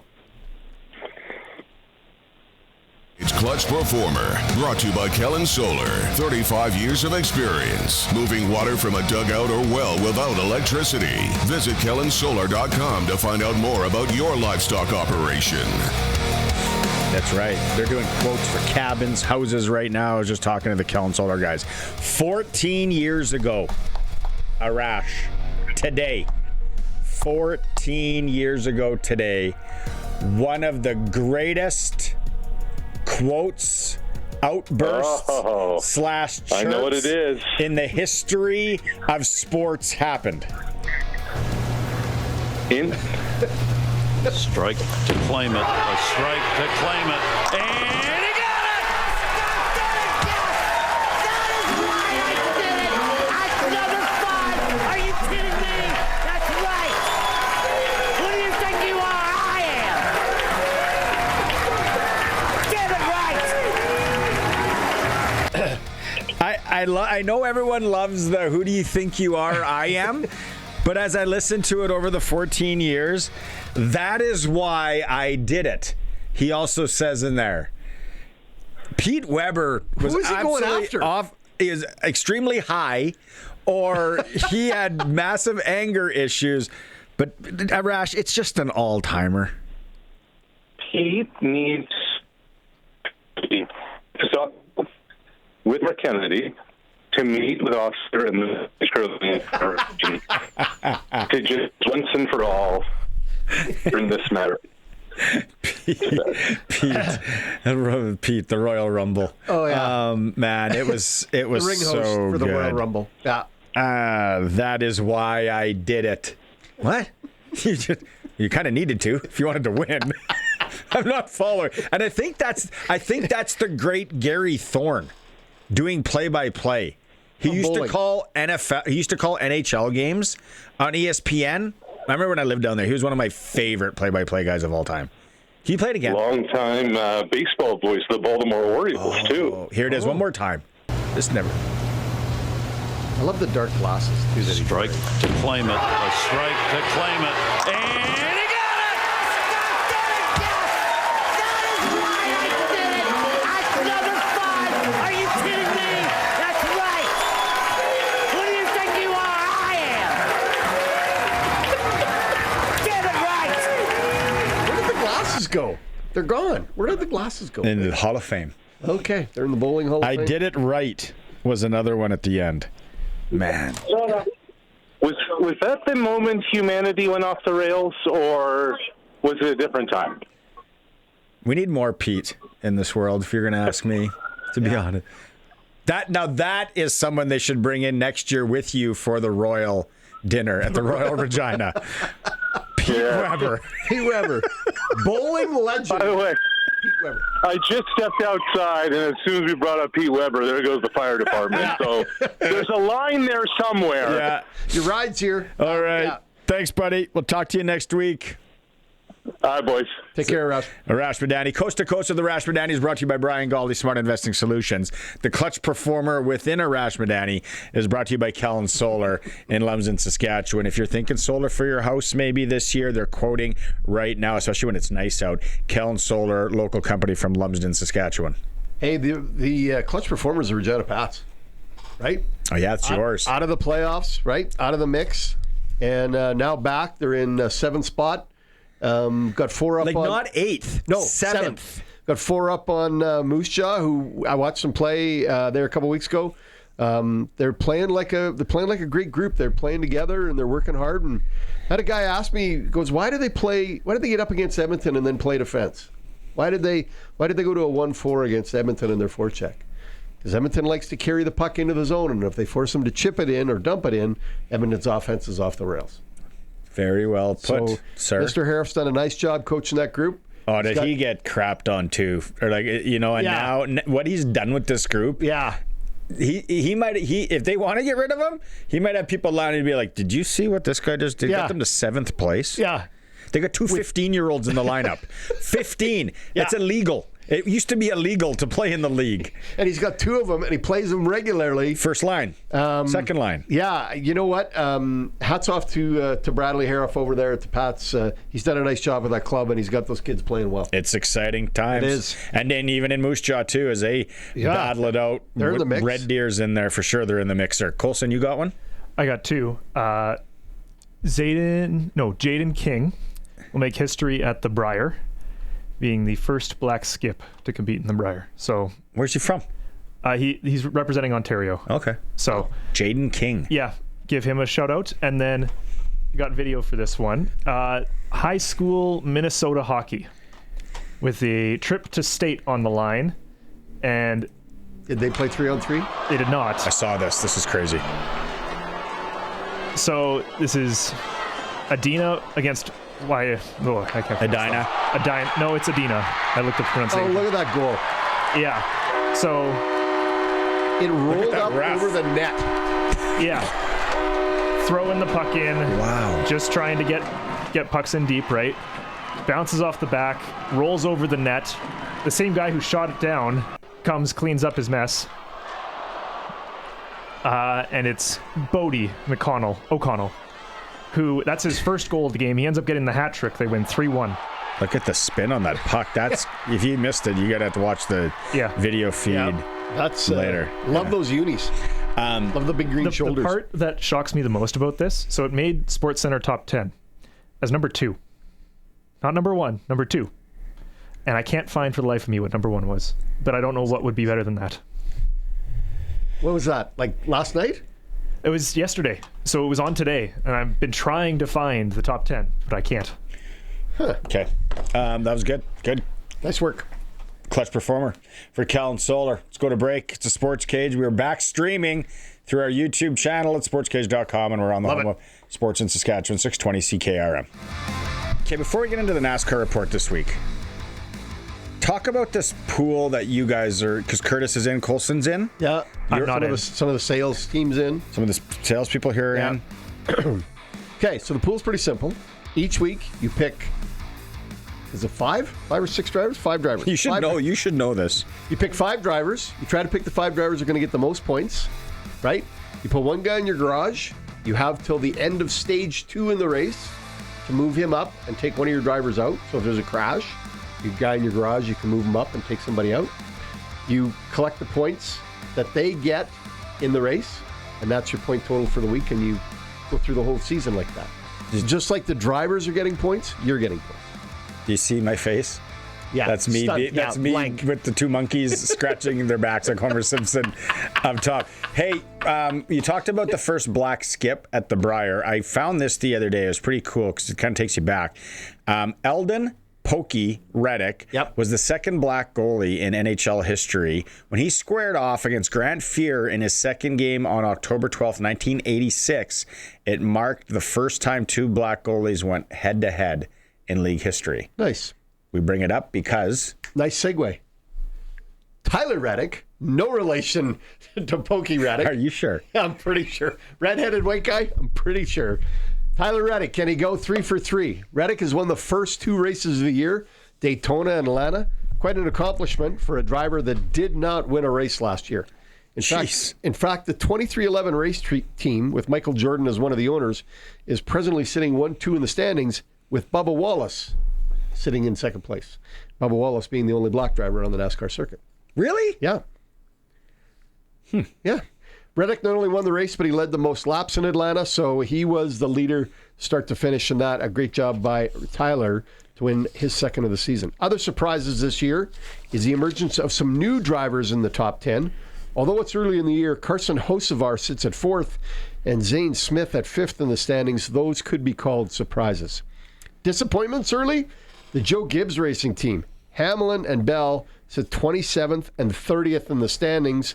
And the other Gibbs, is it Tyler? Tyler Gibbs? Barry's boy. Could be. He's like 33rd. So the whole Joe Gibbs Racing Team is in the dumps. So they got to figure something out and get themselves back on track. This week, first road course of the season, we go to Circuit of the Americas in Texas. So when you go to the road course... What part of Texas? I'm not sure. I'd have to look that up. For some reason, I'm thinking Austin, but don't quote me. They do have a street race in Austin. It's not a street. It's a road course on the track. Then I don't know. Waco. It's not Waco. Okay. I know that. Can Tyler Reddick go 3 for 3? I doubt it.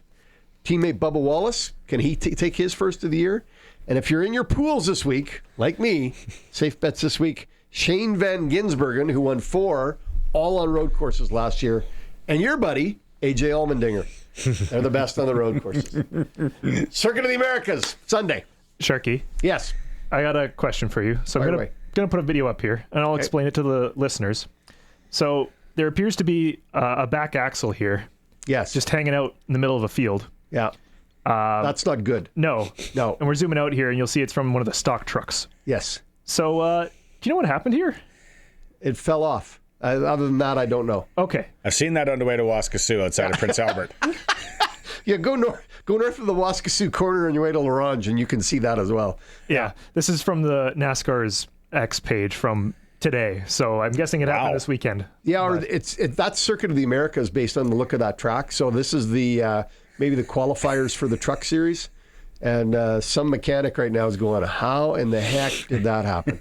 And where are we going to put that? And that looks expensive. Yeah, the owner's not going to be happy. They just had a meeting this morning about cutting budgets and things aren't great. The owner's not pleased. Buddy loses his axle. Great. Who didn't tie up that nut? Anyway, NASCAR report is for Croft Electric. Our good buddy Danny. Yep. 20 years in business all over southern Saskatchewan. We talked about it yesterday. They have the preferred program, but just if you need electrical work, do it yourself. Be like, what are those guys that they talk about on the SportsCage? That guy seems like a good guy. Yeah. Croft Electric and his crew, they'll come out, and they're not going to hose you. No, get one of those generators. Those Generac generators, that's the way to go. One. Yeah. Especially if you're rural, you need one of those. You never lose power. Cabins. Cabin, another great spot. You got power all the time. Yeah. Great move. Croft Electric, follow them on all the socials. Okay, straight in to Sprinkle of the Day. Oh, man. For Sports Select, sportselect.com. NHL hockey is back. How did you do on your Olympics? Terrible. Really? Lost. Everything? Blouse, shirt. I did okay. How? Picked the MVP. I know it was a long shot picking Connor, but... Yeah, no, I was heavy on the Canadians winning the gold medal. And looking back, Garth Brooks style, I was going, what were you thinking? But I was very confident. I was confident, too. I mean, they outplayed them big time in that game. They really did. Far from cocky. Far from Canada's the best hockey country. No, I'm not that. I just legitimately looked at that roster and then watched that first game. I hit it before, then I hit it again with lower odds after that first game against Czechia. Because I'm like, you can put everybody else on an all-star team, they ain't beating this team. You know what? Egg on my face. There Wrong. was 50 of the best hockey players in the world on those two teams. Right? I mean, what a game. That Gudis, man. You want that guy on your team. Well, Radko? or dead. One of the two. What does he look like? He's one of those guys that I want to see what he looks like without a beard. I don't know that he's... I think he's had that since he was 12. He's a big dude. Okay, tonight, sportselect.com. You can go to sportselect.com. You can make picks online. It generates a QR code on your phone, so then you just go into the Lotto Spot retailer. Like I said, mine Sherwood Co-op. Boom, and you scan. You can play one of these games if you want, or you can parlay them. The two games I'm looking at tonight. Montreal? Since hockey's back. No. Yep. No? Late games, because I like to watch the late games. Have a soak. Watch the late, because then the kids, we got it picked up. You got skate. Everything's ready to go. And then I settle down and I watch. Okay. Calgary Flames are in San Jose. Eric Francis will join us tomorrow from California. You taking the Sharks?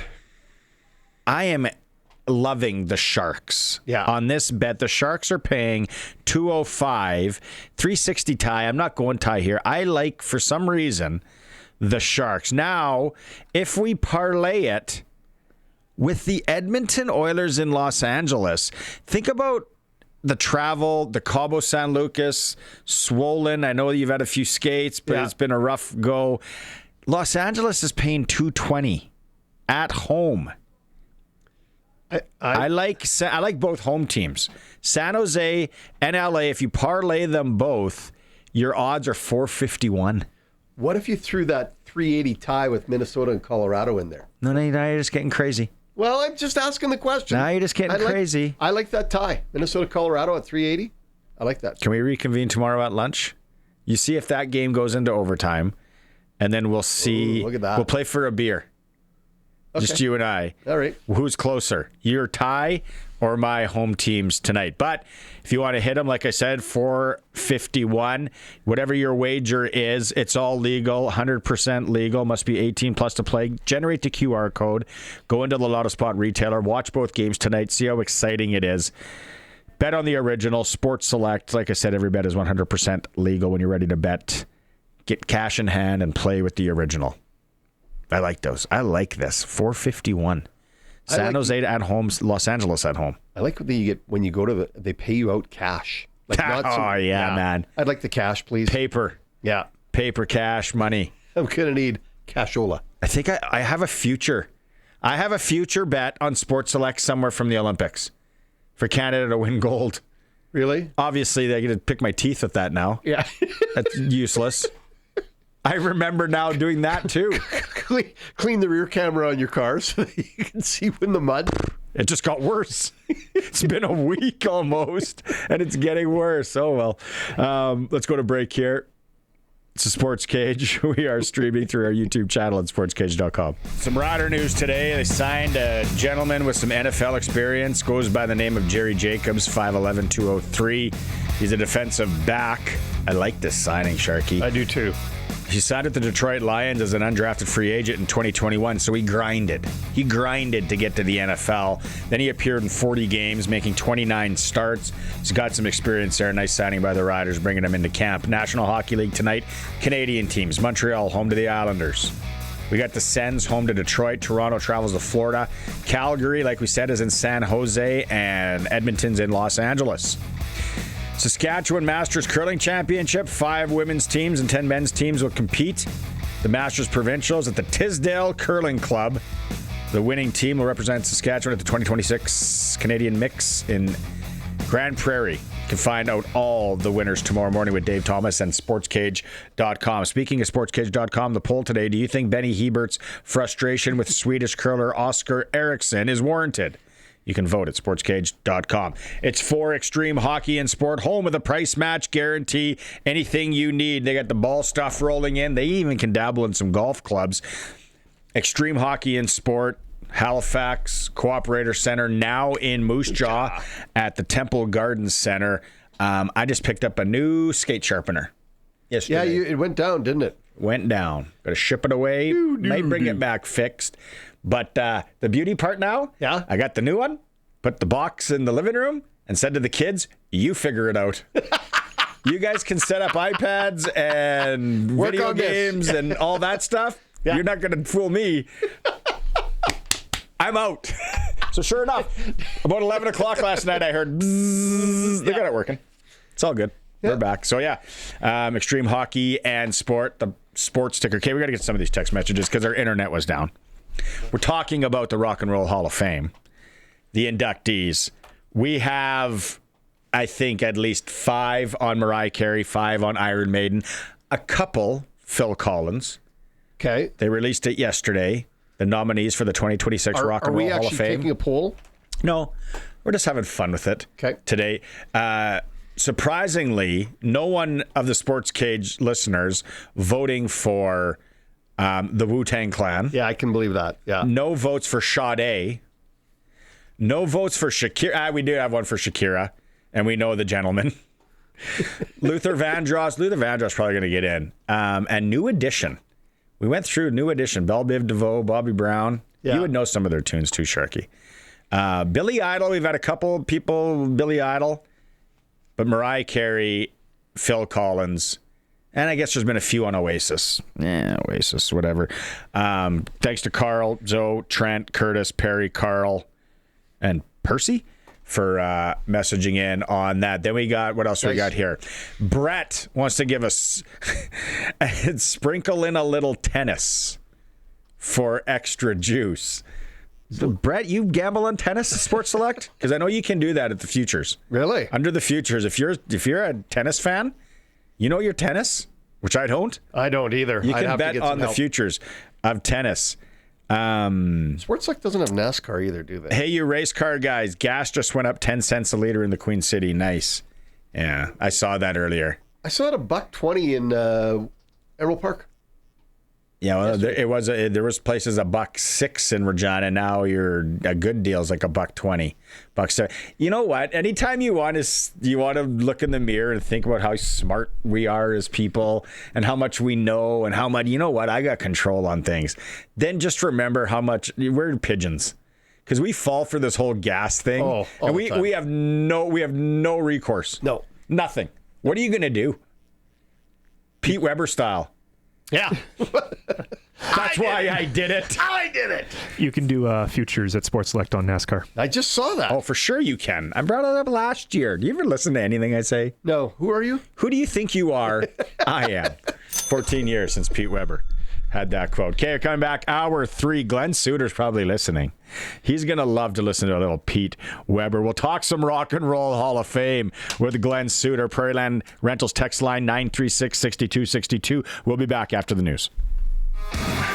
Welcome back to the Sports Cage. Hour number 3 on this Thursday. It is for the good folks at Access Communications, trusted in rural Saskatchewan for internet, TV, and home security. When the gentleman to my left is here, Sharky, he's brought to you by Flooring Superstore.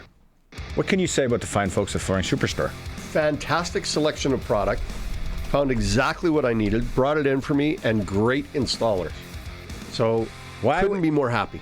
You tell me that you can fix my front steps, which I still might hit you up for this spring because I need those done. But you can't install your own flooring. I'm worried. It's a hands and knees thing. Okay. Yeah, and I didn't want to do it. We still have... It's going to cost you a lot of... Beer? Yeah, that's okay. We have tickets to give away still. If you're thinking about going up to Saskatoon on Sunday, if you were like... Live Big Wreck and Econoline Crusher playing. That is right. In Saskatoon, if you want to make the trip, Throwing Copper album 1994. You would know these songs. Yep. Live. Yep. Selling the Drama. I Alone. Lightning Crashes. All Over You. All good. All good stuff. Bingo, bango. Awesome. Get to Saskatoon. Live is playing. We have 2 tickets to give away.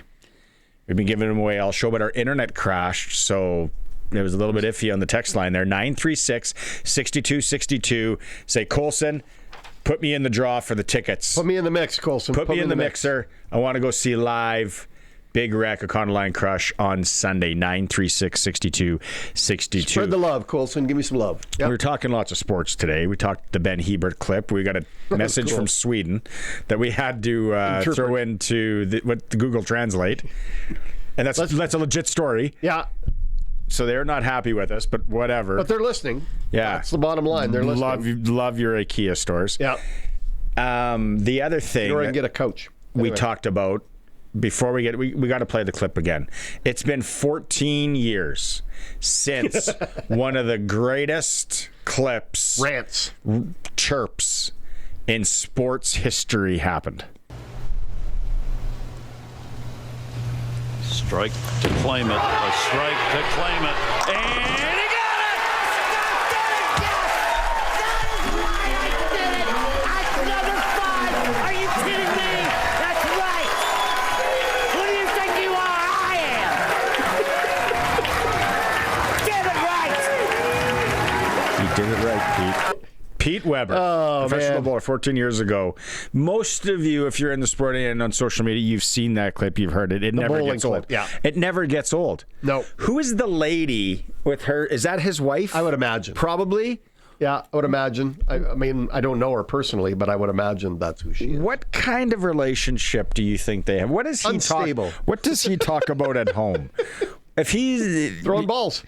If he's got voles in the backyard or something wrong with the house or the plumbing, I could see Pete absolutely flipping out. Oh, yeah. Losing it. Losing it. That is why I did it. Can't find those sunglasses. I did it right. Yeah, those sunglasses, those are from the Flying J outside of Tallahassee. They were $9. I can't imagine how bright it was in that bowling alley that you had to wear shades. Do you see the people in? Because once you see that clip so many times, the people that are clapping in the background, there's dudes in suits. They took time out of their day. You went to the professional bowling. Hey, don't get me wrong. I'm sure it's intense and I'm sure it's awesome. Yep. And if they serve booze, everything, it'd be fun. And you can gamble on it. But what are you doing wearing a suit? Here are 2 requirements for a sporting event. Hey, we need these guys to fill these seats in the front row. Well, those guys over there in the suits have been going door to door selling the encyclopedias. It's just that part of it's weird. And we also talked about the nominees for the Rock and Roll Hall of Fame, because we like to talk music. That's why we're giving away rock and roll tickets today. Rock and roll tickets on the Sports Cage. Don't know who Wu-Tang is. I got to do some research. Wu-Tang Clan. Wu-Tang? You've called them 4 or 5 different names. I love it. People are loving it. But yeah, they're up. Wu-Tang Clan's up to go into the Rock and Roll Hall of Fame. Fame. And would we figure 5 to 7 get in? Somebody messaged us too. 7. I had 7 were last year's inductees. Phil Collins, slam dunk. In. Mariah Carey. In. Billy Idol. In. Iron Maiden. In. That's 4. Sade. Don't know who that is. Luther Vandross. Should have already been in. 5. Who am I missing? That Melissa Etheridge. Fence. Yeah, see? Yeah. Pink. I would have thought she's close. Fence. So I got 5 and 2 fences. Who else you got in the mix? Oasis. Yeah, I'm not sure. How many albums do they got? Coulson? I'm going to say 2, 3. Oasis? Yeah. The Oasis. Weird brother. Like, man, they just hate each other. Albums. I have a sister I don't like. I guess it's not that far. I have family that doesn't like me. Well, they got a lot. They got like... Okay, so... They got like... Are you on the fence with them? They got way more than 12. Shakira, just because? Or do you? Is there a dance section? If there's a dance section, somebody sent me a Shakira video that said I should watch it. Yeah, I know. I saw them sending you that. Luther Vandross, I think for sure. New Edition. Not that they're our cup of tea, but I like Belba DeVoe. I like Bobby Brown. Probably should be in. Okay. Who am I missing? The Black Crowes. They're huge, but I've never been a big Black Crowes fan. But that doesn't mean they shouldn't go in. I'm sure there's a lot of people out there that love them. I enjoy the Black Crowes. Give me one song that I would know. She Talks to Angels. Can you sing it? I play it. I can play it. I don't sing. So very there's a number. You know who I want to talk about this? Oasis had 7 studio albums and 8 consecutive UK #1 studio albums. Settle down. Let's talk to Glenn. Time now for press coverage with CFL and Saskatchewan Roughrider legend Glen Suitor on the SportsCage.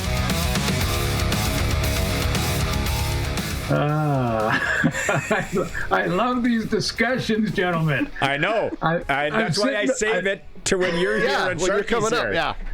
I'm sitting over here at the other side just listening to the debate and the discussion. And, you know, if you lined up 10 people, all different ages, you know, male, female, all the way across the board, you'd have 10 different lists of, you know, 4 or 5 bands that should go in there. That's the beauty in a lot of ways of music. And I've used music often when I'm at a restaurant and when I was playing in Saskatchewan and we had lost 3 in a row and someone walked across the restaurant and said, "You guys should be practicing right now. You guys are terrible. And I can't stand the CFL." And I would say, "Well, listen, what kind of music do you like?" And they would say rock and or, you know, heavy metal or something. And I'd say, "Look, I don't particularly like heavy metal, but why don't you sell me on your heavy metal band and maybe I'll check it out and we'll have that conversation rather than just walk across the room and say, you don't like this, you know, this is what music is." So Luther Vandross in for sure. Come on. I mean, okay. Luther Vandross changed dating. I mean, like, I feel there's a story. I feel there's a story. Like Barry White. Yeah, he changed it. Like, yeah. Luther Vandross was hot when I was in Cayman. Like, come on. So For sure. That was a big time for you. That was a very big Let's time. go. The Cayman Chronicles. You know, Phil Collins for sure. I mean, that Absolutely. is like, He's in with Genesis. Yeah. He's in with Genesis, but he should go in solo. Yeah, for sure. And Mariah Carey changed Christmas. Yeah. I mean, even that one song alone. Yeah. Puts her in. But here's a question: does anyone know what like the criteria is for being inducted into the Rock and Roll Hall of Fame? Like it's sales or, you know, popularity? Like what is the criteria? Colson's got it. We're asking the same thing about the NFL Hall of Fame because apparently winning 7 Super Bowls does not get you in the Hall of Fame. Sharky, don't get me going, man. Okay, all right. What do you got, Colson? So 25 years after their first commercial record release is when you are eligible. Apparently, it is not exclusively restricted to rock music, is what I'm reading here. It is just nominees are selected by a committee based on musical excellence, impact, and influence, voted on by over 1,000 experts. There is a fan vote where fans can go online and vote, and that whoever the fans pick, they get one additional vote. And that is the gist of what I'm seeing. Apparently, there is some controversy as well over the committee because not all of them are musicians, but where have we heard that before with Hall of Fames? Oh, every one of them. Yeah. Every single one of them. You know, what's the criteria? Jeff, what are you talking about? You said it's pop music, basically. Iron Maiden. Iron Maiden's not pop. Black Crowes. Are they pop? Black Crowes is rock and roll. NXS. Rock and roll. Rock and roll. Yeah. Oasis. Rock and roll. Rock, yeah. Yeah, Pink is borderline. Pink is so good live. So what? Who else are we talking about? Mariah, yeah. Wu-Tang definitely is in pop music. Shakira, popish, yeah. Yeah. Billy Idol. Nice day for a white. I would think he'd have to go in. I mean, You would think so. No, Mariah Carey is going in. Like, Mariah Carey is going in. Chops alone for Mariah Carey. Doesn't she have an octave that no one else can hit, or you have to be like a dog to hear it or something? You know, in football, we talk about arm talent. And, you know, with Mariah Carey, you talk about voice talent. I mean, just vocals. In the 90s, there was a lot of talent. Yeah. Mariah came on the scene. Vision of Love. Love Takes Time. You're just quoting slow. all your Mariah songs, aren't you? You're a big Someday, fan. I'm going off her top songs. Love Takes Time. I remember doing papers and listening to that on CKOM in Saskatoon. There's Gotta Be a Way. Really? That's number 5? And then, just the Christmas song. The Christmas song alone. Yeah, that puts her in. That puts her in for Luther, sure. I you just say wonder Luther Vandross, eh? For sure. Oh, yeah. Well, Luther Vandross was, again, the sort of dating king. I mean, that was the music he put on, wasn't it? I mean, you're coming home after, I don't know, the 5th or 6th date. Barney, for you, is probably first date, just getting going there right away. And yeah, you put on a little Luther Vandross and, you hope that the mood is set right. Yeah, or Wu-Tang. Or it's on the date. Or In the Air Tonight. Just get everything built up for when the drums hit. Which, by the way, is still In the Air Tonight, which is still used on, I'm not sure which network, but for NFL football intros. With the Chris Stapleton play. Yeah. Yes, Chris Stapleton sings it. Yeah. Isn't that Monday night or Sunday night? It's one of the two. It might be Monday night. Yeah, I'm not sure, but yeah. Okay. Give me here. I was just looking this up. Phil Collins solo songs. Yes. In the Air Tonight. Yep. Studio. Yep. Oh, Give me a couple more. There's a couple of real good ones still. Oh my goodness. I had it here. They're slower. Studio. Who did he sing with on that one? Wasn't there someone other? No, you're thinking of Philip Bailey and somebody else probably in that. Eddie Murphy had a good. He had some hits from movies. Yeah, I think this one was from a movie. Yeah, Against All Odds. Yes, there you go. Yeah, right. And I sing this one all the time to myself. This is how weird I am. One More Night. Remember? Yes. Slow. Yeah. Good tune. Yeah. And Another Day in Paradise. Another Day in Paradise. Yeah. Oh, right. He was Take Me Home. That was a Take Cayman Me Home. song. That was definitely a Cayman song. Another Day in Paradise. It was. I can see that. He was on my bucket list to go, because Rod Stewart, Sting, checked off, all those guys. And I was like, man, I can't wait till Phil Collins does a residency in Vegas or something. And then, unfortunately, he definitely is. But did you hear? What? Go ahead. Go ahead, Bart. No. This is another. You go. Okay. Who was your first concert? Do you remember your very first concert? Yes. It's embarrassing. Nah, you know what? I don't get embarrassed. My name is Barney. Yeah. First actual concert was at the Saskatoon Exhibition. Jan and Dean. Who's Jan and Dean? They were like the Beach Boys ripoff. Okay. And then second was MC Hammer at Sask Place when it first opened up. Third, New Kids on the Block. Okay, Glenn, are you ready for this? This is going to shock you. First concert my parents took me to, I want to say I was about 12 years old, Harry Belafonte. Wow. That's awesome. You could have given me 100 guesses.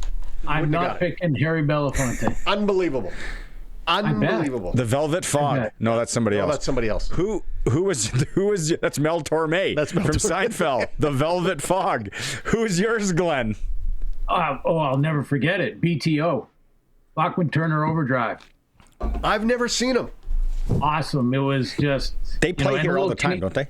Yeah, a little Canadian angle in there too, as well with BTO. But first concert ever, and I thought this is outstanding. There was a big rock influence for me, and then it kind of went to Eagles, and then from Eagles to country. But there was a whole Motown section. That's why I'm big time in Luther Vandross's camp. Okay, I'm going to take this even crazier. If there was just a Canadian Rock and Roll Hall of Fame, pick a band, like kind of a bar pub band that you'd throw in there automatically. Because I got two in my head.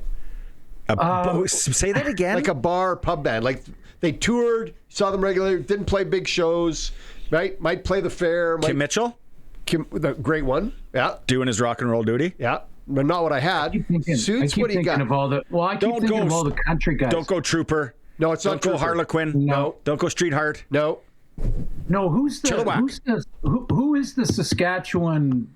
I'm forgetting. I'm Sheepdogs. Widemouth Mason. Northern Pikes. They played at the Telemiracle a bunch. And Northern Pikes. Johnner Brothers. Widemouth Mason. The Joyner Brothers. Johnner Brothers. Johnner Brothers. Johnner Brothers. Yeah, excellent. Country. That's country. Country Western. Right. Here's two I'd throw in. Doug and the Slugs. Oh. Love the Slugs. Love the Slugs. Saw them twice this summer rolling through. Awesome. And 5440. Still love to see 5440. Well, you're getting up to bigger shows now too, Sharky. Like if we're going there, I would go Bryan Adams. He's got. Well, that's a big concert. That's a stadium. That's a big an arena show. Heaven. Little heaven. Speaking of 5440 just plays like they played the golf course here a couple years ago, right? Like they can play some small places. Yeah. Man, somebody just messaged in their first concert. Kiss. Wow. That would be a show. Animalized tour.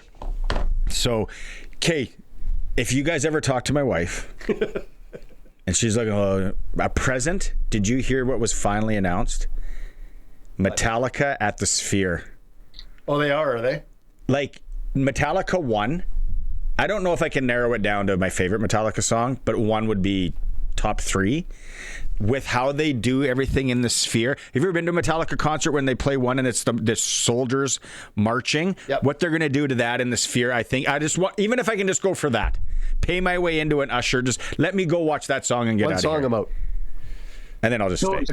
Barney, you've been to the Sphere, right? You've been there. No. Before. You have no. See, neither have I, and I've seen it promoted so many times, and it feels a little bit like you got to go once at least. I'd like to see a country act in there, maybe Kenny Chesney or something like that. I think he was there for a while. Yeah, he's doing his residency again this year. They say it's a lot like the show lounge at North Battleford's casino. No, but Metallica, man, it's Sphere. Oh, saw Metallica like 2 years ago. Saskatoon? No, Palm Springs. Metallica, AC/DC, Guns N' Roses. Which one of the concerts? Which one of the concerts for you guys? One of the concerts for you guys where the singer and the band sound as closest to the record?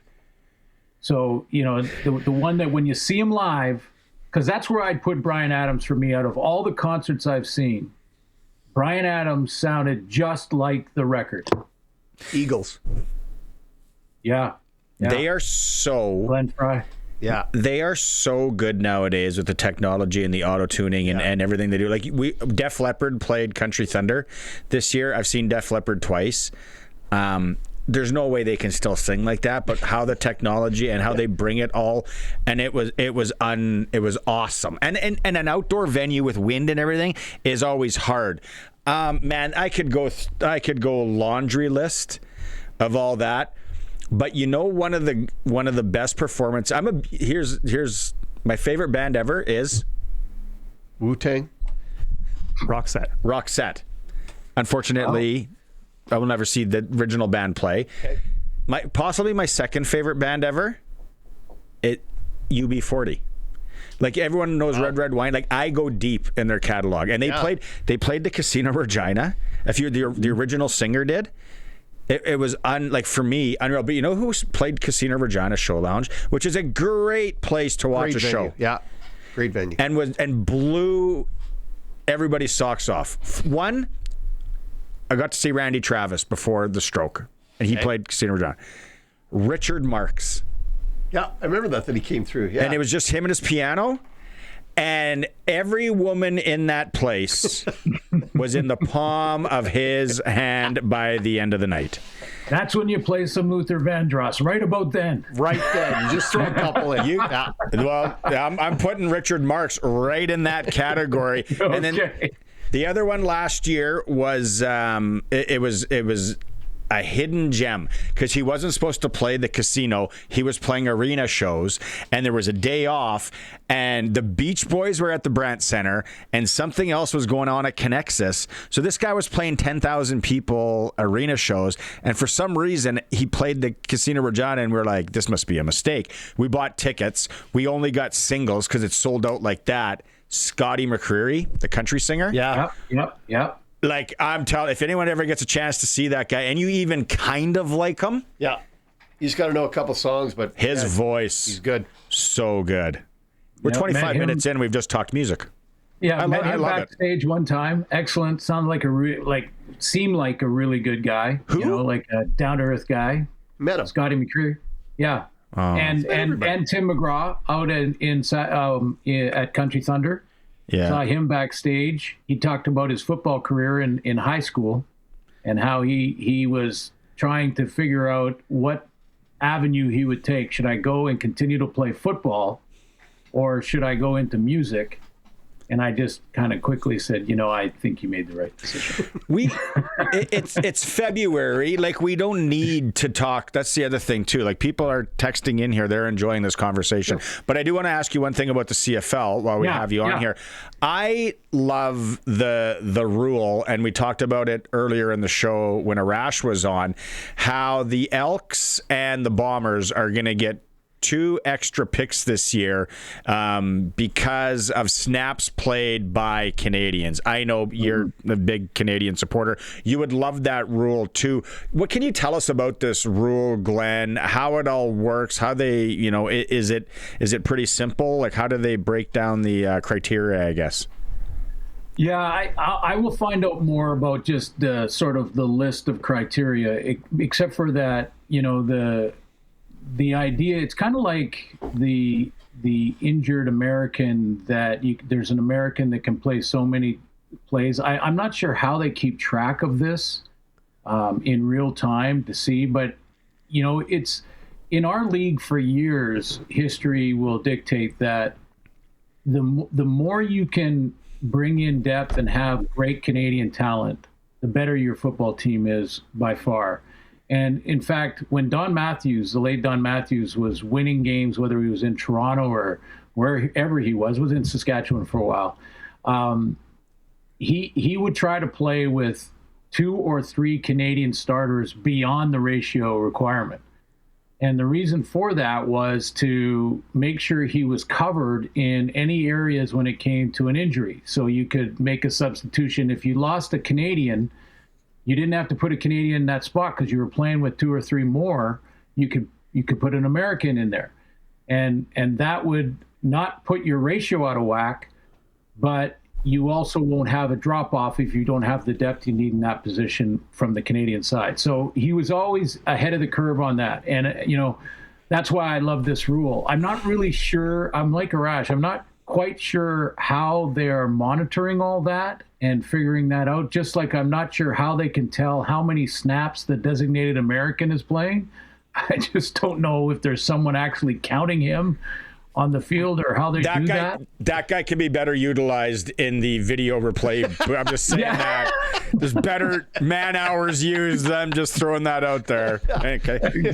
Exactly. But I do love the rule, like you guys said. I mean, any way that we can showcase, and I don't even want to say develop, but because college football in Canada and in the U.S. and all the Canadians that are going down south to play college ball or up here in U Sports, the quality of athlete coming out of those programs are so much better every single year. They're just bigger, stronger, faster every year. The coaching is better.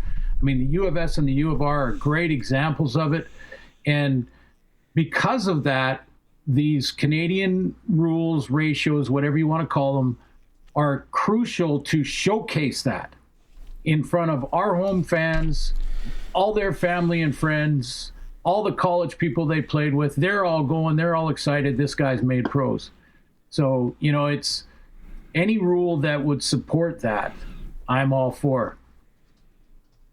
I think it's interesting that Don Matthews, somebody who I would not have put that on to play more Canadians, figured out a way to make his team better without trying to, rip something off, or he was like, no, we put a Canadian. We play a Canadian at that spot. And you talk about depth, and I think that's so critical when we go through these rosters. You can have starting Canadians, but if you don't have American or Canadian backups, it puts you in a bit of a bind, and that's where he would have been ahead of the game on that. Exactly. So if you let's say the ratio is 7, and he's starting 9, and then he loses the starting free safety Canadian, but the backup Canadian free safety isn't ready to play on defense yet. He's a special teamer at this point. Yeah. So he can turn around and put an American DB in there because he's playing with 2 extra Canadians as starters, so it doesn't affect his ratio overall, and he's not going to get fined at the end of the day. So and there's no drop off in play. But now that depth is so important. So you're bang on, Sharky, when you look at the draft and the draft preparation. Unfortunately, our draft isn't as sexy as any other draft in any sport. I mean, it just isn't. We're usually not drafting quarterbacks, although we have in the last couple of years with Nathan Rourke and guys like that. But it's a lot of O linemen, it's a lot of D linemen, not really sexy, but and hard to do a TV show around sometimes, but so important. Like, if you have 5 starters, or let's say 6 starters on the O-line, and 2 of them are Americans at the tackles, and you can say, I have 6 Canadians that can play and start on the O-line. You got your 3 starters, you got your 3 backups, you're solid there. If you can now do 2 receivers, 2 on defense, you're 1 or 2 over the limit. I mean, it doesn't matter if you lose a guy in the middle of the game, you're not going to see a drop off. So Don Matthews was ahead of the curve on that in a big way, and never apologized for it, or even like he would talk about it as if he's talking about the great quality of athlete that the Canadian kid is. And that's important too. There's coaches that you sit in meetings and the coaches will say, we're forced to play a Canadian. Yeah. I'm just waiting for Brendan Labatt to text me and tell you to be quiet. Yeah, because he thinks they're sexy. So we got about 4 minutes left here, but I wanted to say tailgating. It sounds like it's coming to Saskatchewan. Welcome to 1986. But the government supposedly is going to let it happen. The riders, I think, great, $50. That's cheap. A game, yeah. And people don't fathom. It's like when you have tailgate guy, Glenn, I want to get your take on some of the good tailgates, Canada, US, you've been to. But when you have tailgate guy and they put on the spread, they love to host. It's like, and then we'll go to the game and we'll stop by my buddy's tailgate. Yeah. And we'll go, before the game, we'll stop by my buddy's tailgate. It's going to be awesome. I just had a promo idea, Glenn, for this year. Yeah. We do a SportsCage. Meet Glen Suitor. People send it in, maybe a few games in, and then one of the games that you're in town, we bring you by. We get some pictures. We eat and drink, at the tailgate, and then we go and check out some of these tailgates, and then you can talk about it on the air. Done. Count me in. My only concern there is that if I'm working the game, I have to leave the tailgate at some point, and that might be a tricky one. Or it could be the best broadcast ever. Yeah, that's true. Bring Dusty. It would be a race between Dusty and I to get there. But yeah, this is exciting. I mean, it really is exciting. It's taken way too long, but it's here and we're getting there. And other stadiums are talking about it now and trying to find their spots. But it's ideal in Saskatchewan. I mean, that whole huge parking lot and how they're going to break it down, I don't know yet. But I definitely will walk through it. Our cameras will walk through it. That's another aspect to this, to show the atmosphere on television of a football afternoon, is to walk the cameras in the pregame show through the tailgate and get those guys playing, with the bean bags and the beer pong, cornhole, bean bags, the cornhole championships and all that stuff. Bare knuckle fighting, throwing the Nerf ball around and all of those things. So that is sort of national exposure too, and. But the times I spent down in Nashville when my son was down there, I would go to the tailgate and not go to the game. I mean, I'd go and even pay to go to the tailgate and not necessarily go to the game. I just walk up and go to a pub and watch the game on TV, or a honky tonk in that case. But yeah, it was. This is what we have to do. And the concern was always, if they're spending money out in the tailgate, they're bringing their own beer, their own barbecue, then they're not going to spend money in the stadium. If you've ever been around people in a pub or people having a few afternoon beverages, whether you're fishing or wherever you're going, you have a couple of beverages, you're not only eating more, but you're buying souvenirs, you're picking up another hat, you're getting a T-shirt that looks kind of like the one you already have, but there's a little different logo on it, so I'm getting that one too. Impromptu purchases. Yeah. Yes. They're going to drive in with their motorhomes or their bus and bring another 20 people with them. That's more tickets sold. Yeah. Exactly. And just think about it. Walking through, tailgate, beautiful July, August night, somebody playing Doug and the Slugs, honeymoon suite, throw some bags, have a beer. It's going to be beautiful. Nice brisket sandwich. Can't wait. I can't. You in the Air Tonight by Phil Collins right now. Just bring it in right now. Just yeah. Well, they're actually doing it by a lottery here. You had to apply for a tailgate. Because there's only 500 spots, or no? I don't think it's it's not that many. $500. Well, what does that tell you though about that's how I can imagine the calls they've had, right? Exactly. Well, it's going to be an exclusive that you're going to want, and they'll expand it next year. But they got to work, because although it looks like a big area, that real campus is the fancy word we put on it. When you get something going on at the Brandt Center, and you got something going on at the Queensberry, and you got pickleball national championships or whatever else is going on, and then hockey, all of a sudden that area becomes really for parking. Yeah. Man, we spent a lot of time talking. It was fun. It was good. And people love it. Like, look at the messages. We got so many people. Like I said, they said you guys forgot about Honeymoon Suite. We got 3 Doug and the Slug stories. I have a great one for my buddy in Larange. Jerry Doucette, somebody said we missed. The Stampeders, we missed. Oh, yes. Yeah. Somebody else is on board with me with Kim Mitchell. Yeah, Kim Mitchell. No problem with Kim Mitchell. I gets my vote too. Go for soda. Absolutely. Go listen. Here, after we're done, go listen to Kim Mitchell. Go for soda. And patio lanterns. Text me when he says, "Broomball makes me thirsty for love." That's your homework, Glenn. Can I do the homework tomorrow? Because I was just about to yell, Elizabeth, let's get a little Luther Vandross going. You dog. I love it.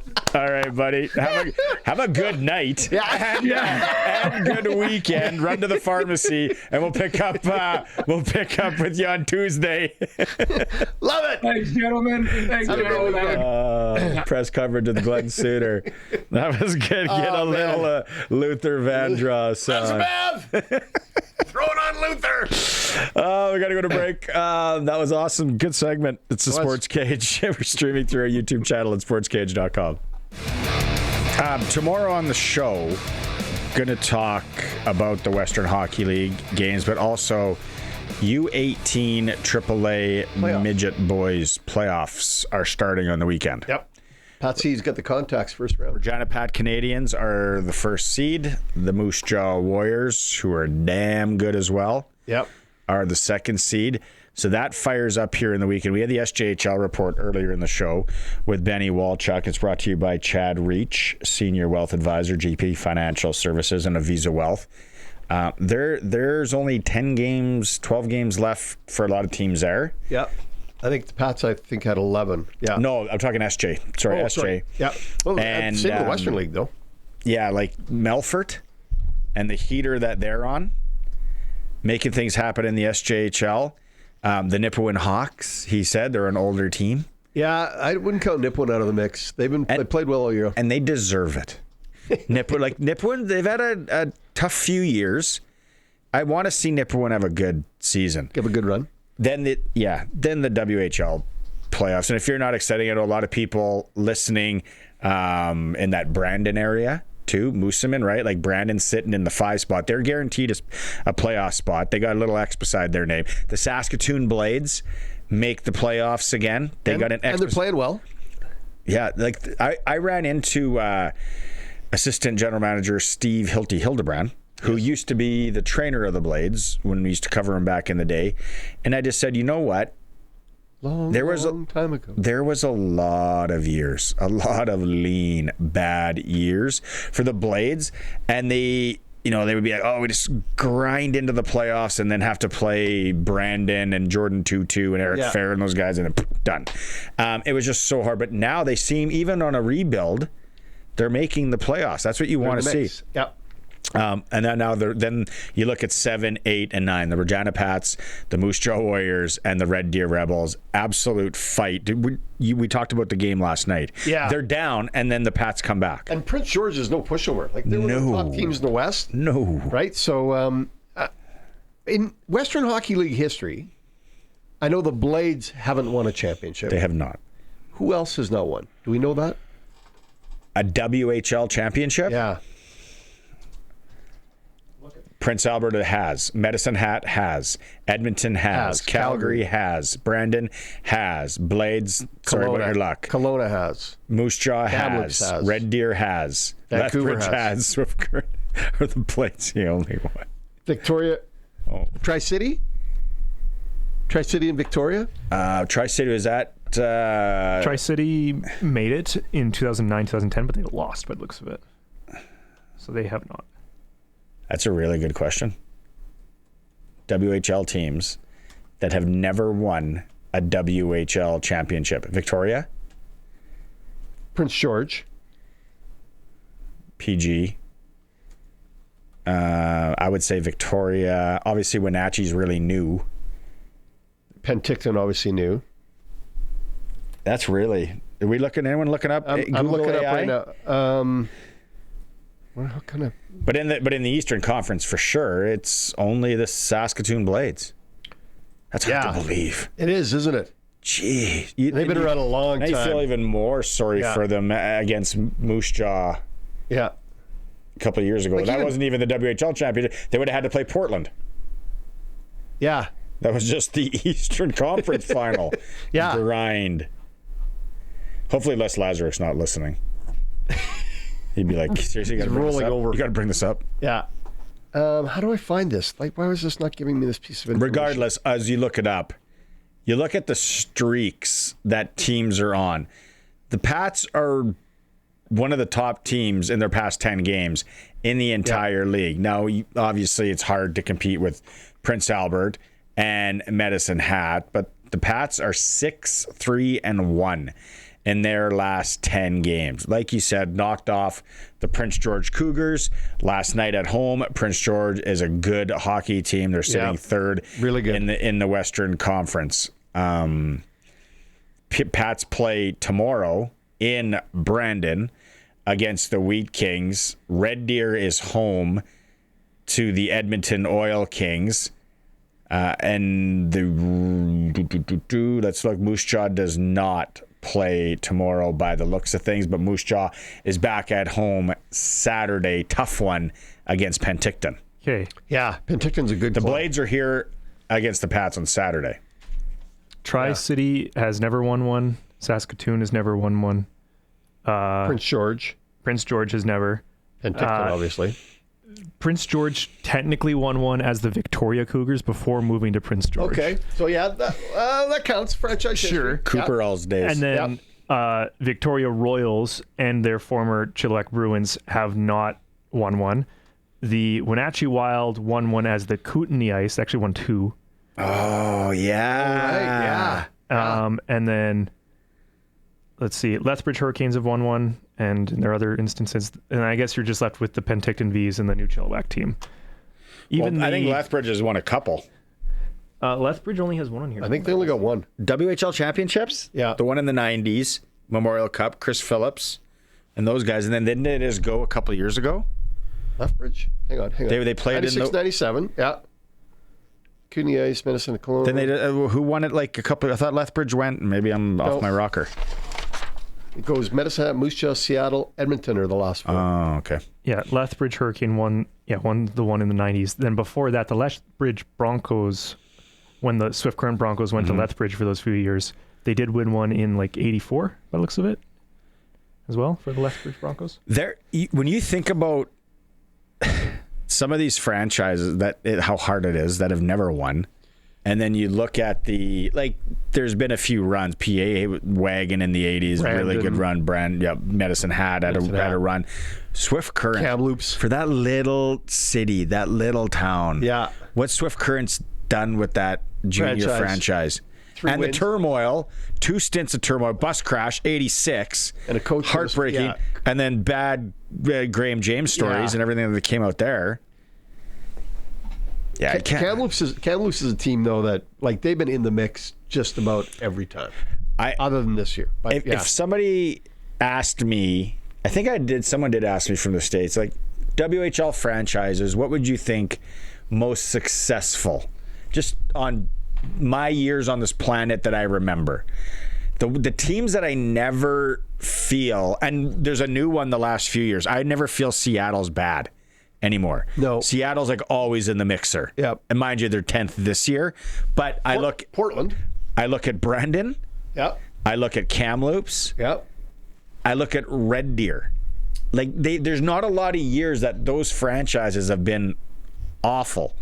But maybe that's just... How many championships do you think Kamloops has in their whole history? What kind of championships? WHL championships, including previous team names. Well, they went on a run there in the early 90s. They beat the Blades in Game 7. There's another sore spot. I would say Kamloops has 4 WHL championships. I'm going to say 5. As the Kamloops Blazers, or Junior Oilers originally, they have 6 by the looks of it. Wow.